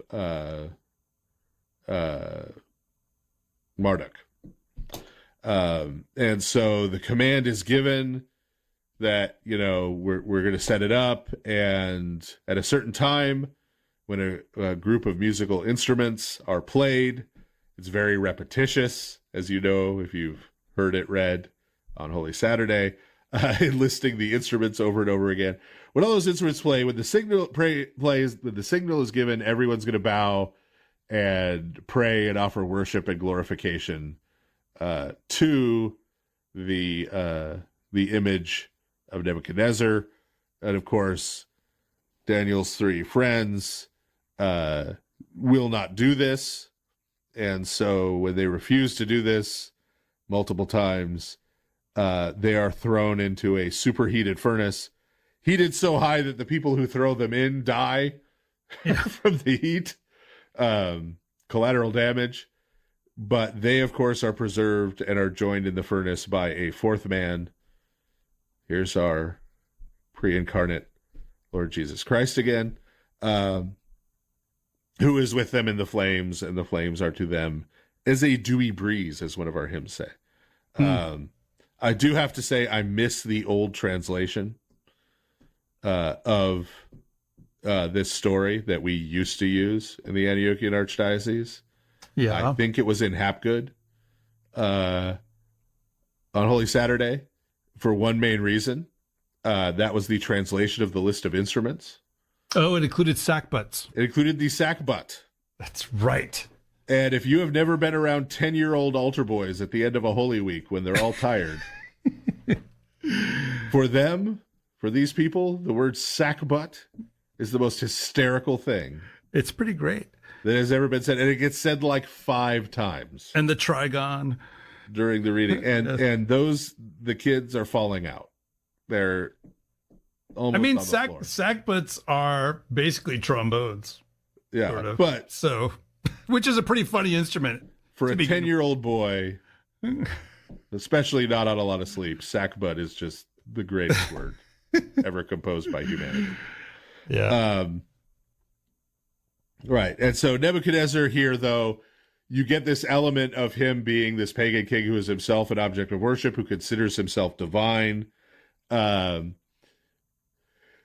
you get his sort of reticence because these are people who have found favor with him in the past, but the duties of kingship, you can't just cut someone slack, right? That's not a thing you could do. Remember what happened when the Assyrian emperor started to show any kind of weakness whatsoever. Marduk, chills out once in a while. I mean, come on. Yeah. Once in a while. Very rarely. Mostly savagery. Savage. Yeah, savage sword of Marduk. And then the passage that we won't spend a ton of time on this one. We are going to read through it and comment a little. But the other big one, and this is major for Nebuchadnezzar because he is the protagonist, really, of this chapter, is chapter 4, which is the story of his temporary madness. The reason we're not going to spend a ton of time on it now is I think it's our second Halloween episode. Yeah, Monstrous Compendium. One. Second or third, maybe. We spend a lot of time on this passage. Talking about Nebuchadnezzar this. So we're gonna go back to it. We're gonna touch on some things here. But if you want to like deeper dive on his madness and the idea of madness in general, how that connects to figures like Enkidu in the Epic of Gilgamesh as sort of a madman or a wild man, you can go and read all or hear all that there. Or read it in the transcript. I think there's a transcript. But you could also hear our dulcet tones as we describe it to you. And say right 57 times. Right? But for now, we'll move kind of quickly in chapter 4, starting around verse 4. We've dropped some verses out here too, so we're going to be kind of just moving through it, noting some pertinent things. Yep. Okay. I, Nebuchadnezzar, was at ease in my house and prospering in my palace. I saw a dream that made me afraid. As I lay in bed, the fancies and the visions of my head alarmed me. At last, Daniel came in before me, he who is named Belteshazzar, after the name of my God, and in whom is the spirit of the holy gods. And I told him the dream, saying, O Belteshazzar, chief of the magicians, because I know that the spirit of the holy gods is in you, and that no mystery is too difficult for you, tell me the visions of my dream that I saw, and their interpretation. The visions of my head as I lay in bed were these. I saw and behold a tree in the midst of the earth, and its height was great. The tree grew and became strong, and its top reached to heaven, and it was visible to the end of the whole earth. Its leaves were beautiful, and its fruit abundant, and in it was food for all. The beasts of the field found shade under it, and the birds of the heavens lived in its branches, and all flesh was fed from it. So I was there a second. Yeah. So Daniel, like Shadrach, Meshach, and Abednego, is given, because he's functioning as a court official, is given a Babylonian name, which, as Father Andrew mentioned, is a theophoric Babylonian name that has Bel in it, right? Baal. And in the text, Nebuchadnezzar says Belteshazzar after the name of my God, right? And so this is written in the first person, as you may have noticed. Like, this is the story about Nebuchadnezzar is being told by Nebuchadnezzar as it's presented in Daniel chapter 4. And so we're getting these things from his perspective. So he sees Daniel as the chief of the magicians, right? Yeah. Of all those advisors, of all those magi, right? All those wise advisors, he's the most prominent of them. Why? Because he was able to interpret that other dream and even tell him what it was. Yeah. Right. And so he knows that he has divine spirits within him who are in touch with him, right? So we're getting this filtered, right, through Nebuchadnezzar's sort of pagan worldview, right? But part of what we're going to see unfold is about how maybe that worldview gets changed and, right, shifted. And so he starts just, this time, he doesn't make Daniel tell him the dream. He starts telling him about the dream and about this tree. Okay, now, verse 13. All right. I saw in the visions of my head as I lay in bed, visions of sugar plums dancing. Sorry. And behold, a watcher, a holy one came down from heaven. A lot of people get excited when we mention the watchers. Well, yeah, this is the passage in the canonical scriptures, right? So, of course, the watchers are in the book of Enoch, but that mentions watchers as a class of angels. Yeah. Yeah. So go ahead. Yeah. He proclaimed aloud and said thus, chop down the tree and lop off its branches, strip off its leaves and scatter its fruit. Let the beasts flee from under it and the birds from its branches, but leave the stump of its roots in the earth, bound with a band of iron and bronze amid the tender grass of the field. Let him be wet with the dew of heaven. Let his portion be with the beasts in the grass of the earth. Let his mind be changed from a man's, and let a beast's mind be given to him. And let 7 periods of time pass over him. The sentence is by the decree of the watchers, the decision by the word of the holy ones, to the end that the living may know that the Most High rules the kingdom of men and gives it to whom he will, and sets over it the lowliest of men. Okay. So, notice here, this is described as the decree of the watchers, right? So this is God's angelic council, right? This is presented as they have ruled, like as a group, they have ruled on this, that they're going to issue this judgment upon the tree, which, spoilers, right, is Nebuchadnezzar himself, right? And the Neo-Babylonian empire that he personifies, right? That he sums up in his person, right? That these things are going to happen to him.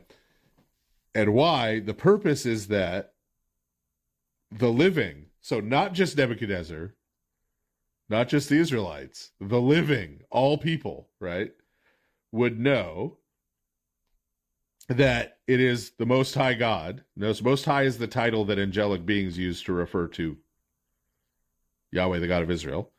That he's the one who rules the kingdom of men and gives it to whom he will. Meaning Nebuchadnezzar has power and authority over the world because Yahweh, the God of Israel, has given it to him.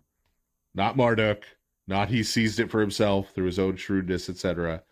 Think about what Christ says to Pontius Pilate. You would have no authority over me if it had not been given to you from above. Right? All right. Continuing on, verse 19. Then Daniel, whose name was Belteshazzar, was dismayed for a while, and his thoughts alarmed him. The king answered and said, Belteshazzar, let not the dream or the interpretation alarm you. Belteshazzar answered and said, My lord, may the dream be for those who hate you, and its interpretation for your enemies. The tree you saw, which grew and became strong, so that its top reached to heaven, and it was visible to the end of the whole earth, whose leaves were beautiful and its fruit abundant, and in which was food for all, under which beasts of the field found shade, and in whose branches the birds of the heavens lived, it is you, O king, who have grown and become strong. Your greatness has grown and reaches to heaven, and your dominion to the ends of the earth. And because the king saw a watcher, a holy one, coming down from heaven, this is the interpretation, O king. It is a decree of the Most High, which has come upon my lord the king, that you shall be driven from among men, and your dwelling shall be with the beasts of the field. You shall be made to eat grass like an ox, and you shall be wet with the dew of heaven, and 7 periods of time shall pass over you, till you know that the Most High rules the kingdom of men and gives it to whom he will. And as it was commanded to leave the stump of the roots of the tree, your kingdom shall be confirmed for you from the time that you know that heaven rules. Therefore, O king, let my counsel be acceptable to you. Break off your sins by practicing righteousness, and your iniquities by showing mercy to the oppressed, that there may perhaps be a lengthening of your prosperity. Okay. Oh, so go ahead. Yeah. So notice that this same judgment is referred to as the judgment of the watchers. the judgment of the Most High, right, of God himself, and heaven, right? Notice also the subtle shift, right? So that the angel in his dream said, the watcher in his dream said, so that the living may know. Daniel says that this madness that's going to come upon you will last until you know, you Nebuchadnezzar know, right, that it's the Most High who rules the kingdom of men and gives it to whom he will. Okay. So this language of the decree of the watchers of the council being the decree of God himself, being the decree of heaven, sort of the whole government, right? This is all kingly language that God is using. God is here speaking to Nebuchadnezzar in language that a king would understand, right? But the idea here is Yahweh, the God of Israel, is the great king, right? And you, Nebuchadnezzar, are a vassal to whom the great king, the Most High, has given a certain dominion for a certain time, right? And perhaps you ought not think more highly of yourself than that, right? And so then notice Daniel adds at the end of what Father Andrew just read, right? When he's giving him counsel, he's giving him advice. He says, break off your sins by practicing righteousness and your iniquities by showing mercy to the oppressed, right? He doesn't just say, hey, here's a list of sins you're committing, stop, right? He says, here are the things that you need to do as opposed to what you've been doing. Right. And when you do those things, when you become a good king, right, then you as a good king will be a true vassal. Because a true vassal of the great king represents the great king perfectly in his rule. Right? You're like a vicar, right, on earth. And so you need to represent, you need to be an image of the rule of the Most High, of the great king, right? And then this judgment would not be necessary. So go ahead, continue. Verse 20. All this came upon King Nebuchadnezzar. Immediately the word was fulfilled against Nebuchadnezzar. He was driven from among men and ate grass like an ox, and his body was wet with the dew of heaven till his hair grew as long as eagle's feathers, and his nails were like bird's claws. So he goes like full Howard Hughes. At the end of the days, I, Nebuchadnezzar, lifted my eyes to heaven, and my reason returned to me, and I blessed the Most High, and praised and honored him who lives forever. For his dominion is an everlasting dominion, and his kingdom endures from generation to generation. All the inhabitants of the earth are accounted as nothing, and he does according to his will among the host of heaven and among the inhabitants of the earth.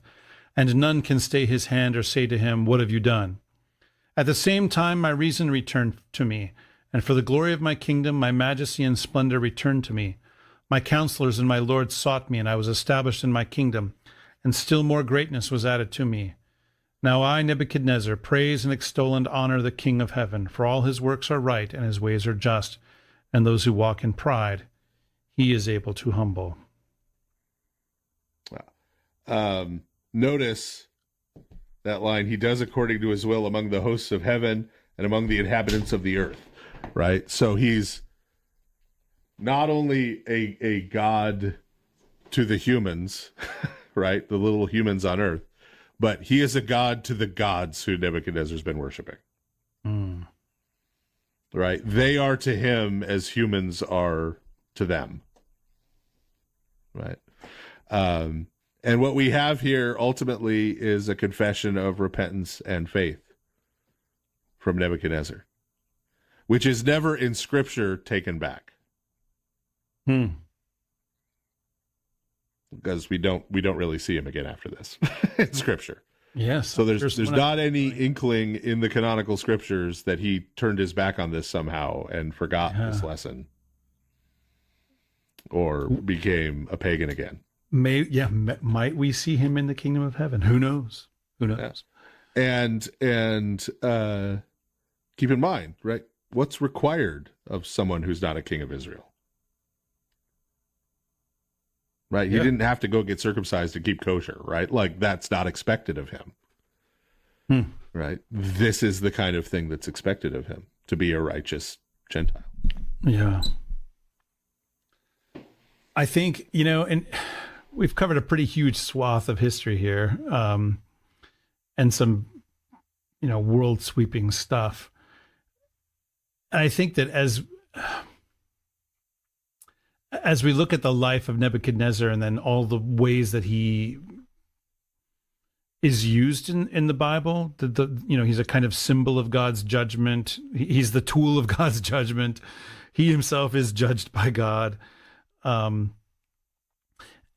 a lot of the themes here, of course, are about rulership and sovereignty and, conquest and all this stuff, and power and might.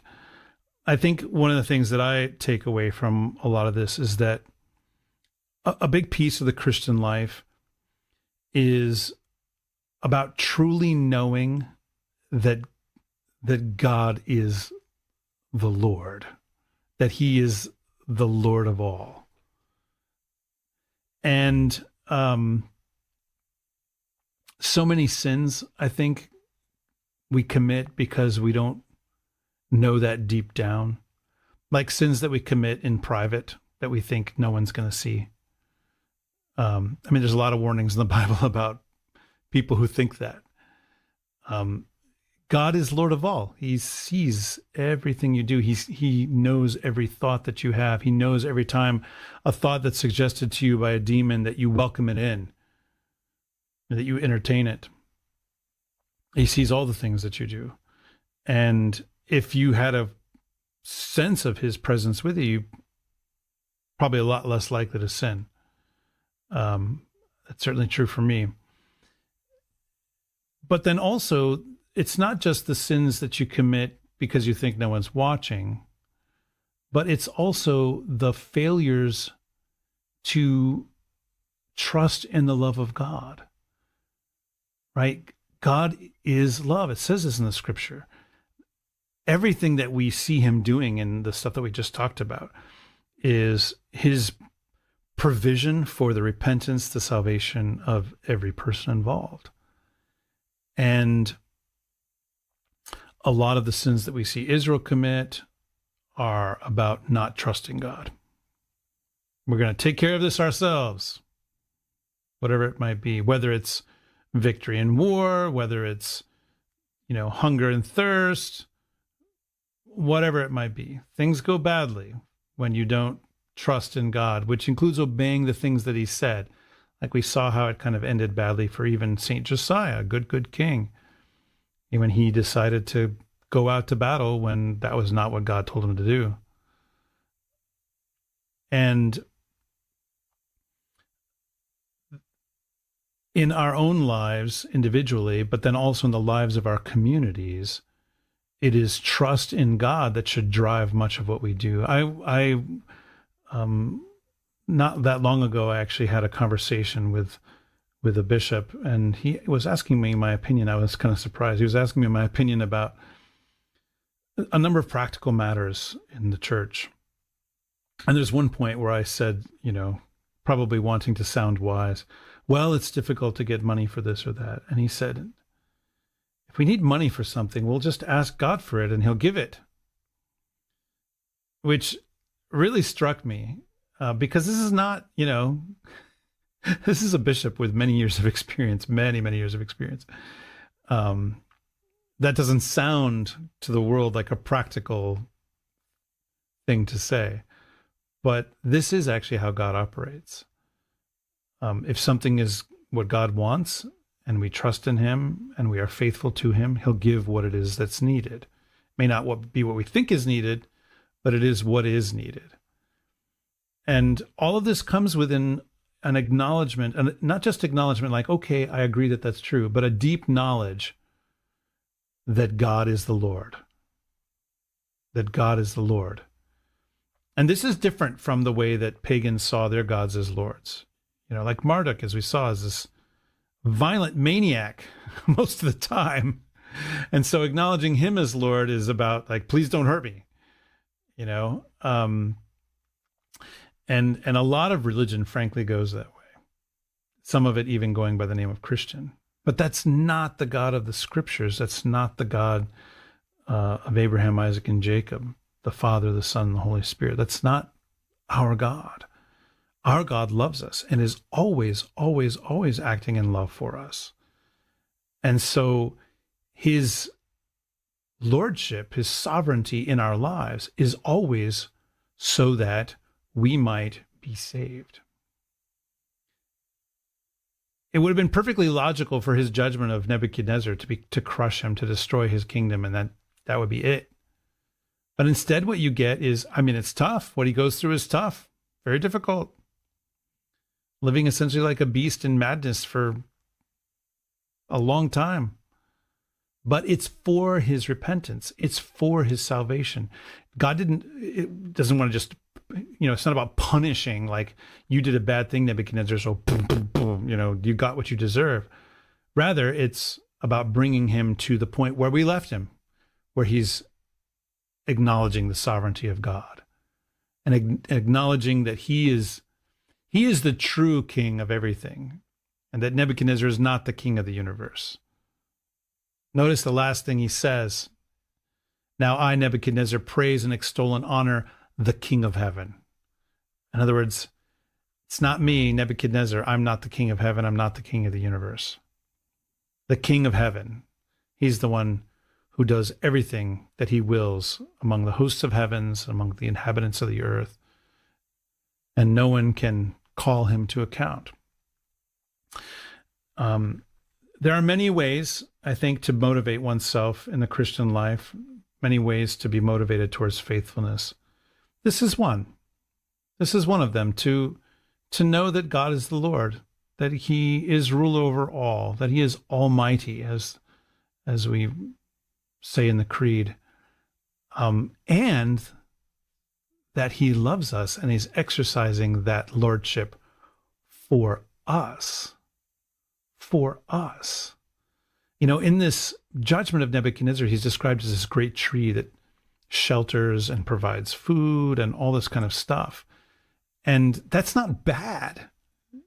That's what a king should be, right? And so if Nebuchadnezzar is that properly, because he's returned to that position, then he is that because he's imaging who God is. God, the king over all, the one who provides everything, the one who is himself the tree of life, right? So that's why, and the road to that, because it might be difficult, you know, to really know deep down that God is King of all and Lord of all. But the road to that, I think the surest road is the road of gratitude. Now, the good thing is the scripture never says, in everything feel thankful, but rather in everything give thanks, which is an action you can take no matter what your emotional state is. You don't have to feel that God is Lord. You don't have to feel thankful. You might, and it's nice, you know, if you do, but to give thanks, to acknowledge, to confess with our lips that God is Lord, and to give thanks to him in the ways that are proper, both with our words, in our worship, and our actions. Because if you know that God is Lord and that everything belongs to him, then that means you'll also be generous. And you can be generous no matter how you feel, because it's an action that you take. So we exercise that gratitude, we exercise that generosity. These are really, in some ways, they're kind of the same one thing. And in so doing, then we come to know that he is our King, and that he does truly love us and exercises his kingship for us. So that's what I have to say about Nebuchadnezzar today. There are many ways to motivate yourself and 50 ways to leave your lover. And 50 ways to name your Marduk. That's what we call in the biz, a callback. Nice. So, if you believe certain Reformed Baptists with YouTube channels, we Orthodox are a mean lot, because we think everyone who's not an Orthodox Christian is going to hell. And probably a lot of Orthodox Christians, too, because we're just rotten, teaching that works righteousness. And such folk will not listen to our protestations otherwise either. But I think what we see in Nebuchadnezzar is one of the basic biblical building blocks of the actual teaching and tradition of the church on this subject, which is that not only is it possible that God is working in the lives of people outside of the church, and by the church, I mean the Orthodox Church. We just got to be honest and above board here. Not only is it possible, not only is it likely, not only is it just true that he is working in the lives of people outside the Orthodox Church, he is working in the lives and hearts and souls of every human being. Every human being has a relationship that can probably be described as personal in some sense with God and with Christ. There is no one who doesn't. It may not be a good, positive relationship, but it's a relationship, right?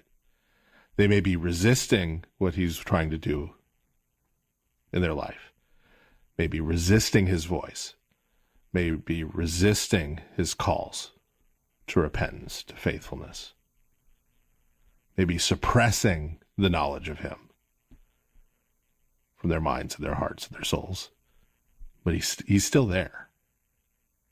Right? He's still there. They live in his creation. They live in his world. To me, I think that's a through line through everything we talked about tonight. Whether it's these events, these sort of world events of a bygone world that are very similar to events that play out over and over again in our world. Whether it's Nebuchadnezzar himself by his own first-person testimony, whether it's him as a figure looming on the world stage. God is involved in all of this. God is active in all of this. Scriptures are just revealing the ways in which he's active and acting in and through these events.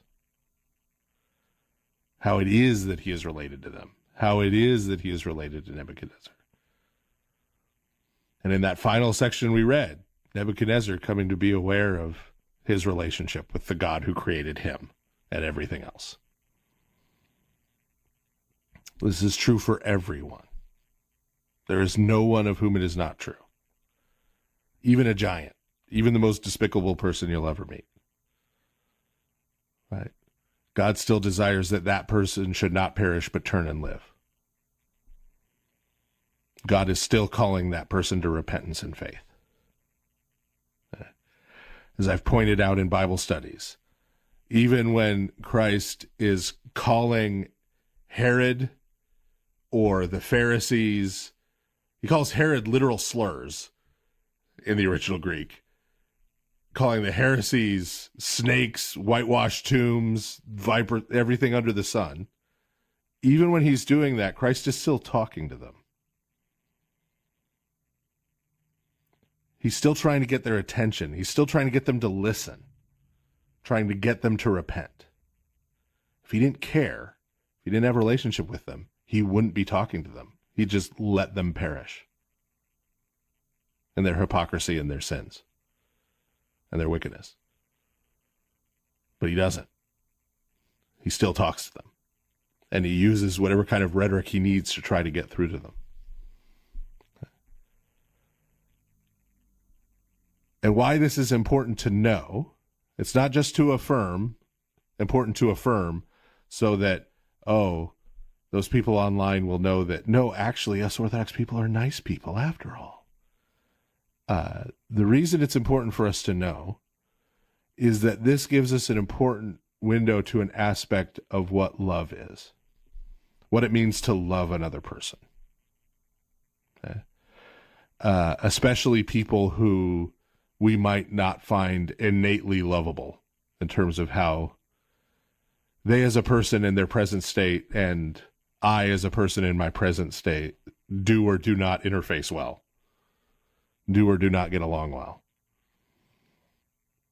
What it means ultimately, from one perspective at least, to love a person is to find the ways in which God is working in their life, the ways in which God is speaking to them, the things that God is calling them to, and join in that call. Support that movement of God in their life. Encourage it.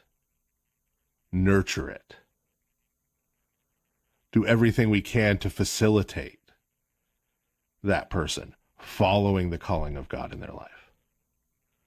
We see again and again in the scripture, whether it's Nebuchadnezzar, the emperor of the world, or Cornelius the centurion in Acts, or Naaman the leper, right? That even though these people have very limited knowledge of who the true God is and what he wants from them, when they gain a little, they're faithful to it. And God gives them more. In the case of Nebuchadnezzar, he sends Daniel to facilitate that.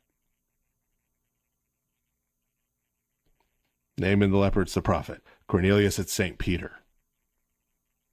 For a whole bunch of people you've met, will meet, know, it's you. You're the one who's there in that person's life to give them the more, to help continue the process. And it's in the process of you participating in that. God doesn't need you for it, but you participating in that, you being the one who God works through to continue to reach that person and transform them, is how you're going to find and work out your salvation.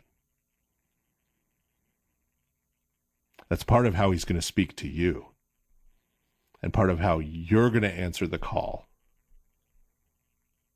that he's giving to you, how you're going to experience the change that he's bringing to your life. Nebuchadnezzar was this big, important person. But Daniel was maybe more important because he was important to Nebuchadnezzar. You don't have to be a big, important person. You can be some kid in exile, right? You can be some Galilean fisherman who's probably illiterate. Okay. You can just be you. But you can be a part of the most important things that are happening in the world right now, which aren't the things everybody's talking about on social media, isn't the things that are going on in the news channel. It's what God is doing in the lives of people. So that's my commentary. Amen. On good old Nebuchadnezzar. Amen. Well, that is our show for tonight. Thank you very much for listening, everybody. If you didn't happen to talk to us tonight live, we'd still like to hear from you. You can email us at lordofspirits@ancientfaith.com. You can message us at our Facebook page, or you can leave us a voicemail at speakpipe.com/lordofspirits. And if you have basic questions about Orthodox Christianity, you need help to find a parish, go to orthodoxintro.org. Join us for our live broadcast on the second and fourth Thursdays of the month at 7 p.m. Eastern, 4 p.m. Pacific.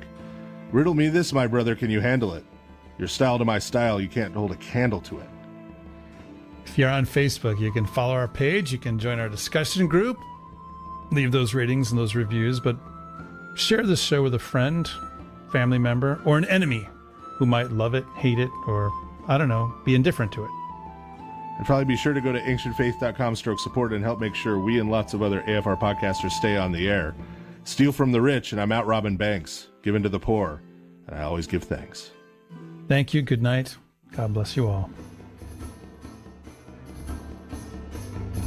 You've been listening to The Lord of Spirits with Orthodox Christian priests, Father Andrew Stephen Damick and Father Stephen DeYoung, a listener-supported presentation of Ancient Faith Radio. And I beheld, and I heard the voice of many angels round about the throne, and the beasts, and the elders, and the number of them was 10,000 times 10,000, and thousands of thousands, saying with a loud voice, Worthy is the Lamb that was slain to receive power, and riches, and wisdom, and strength, and honor, and glory, and blessing.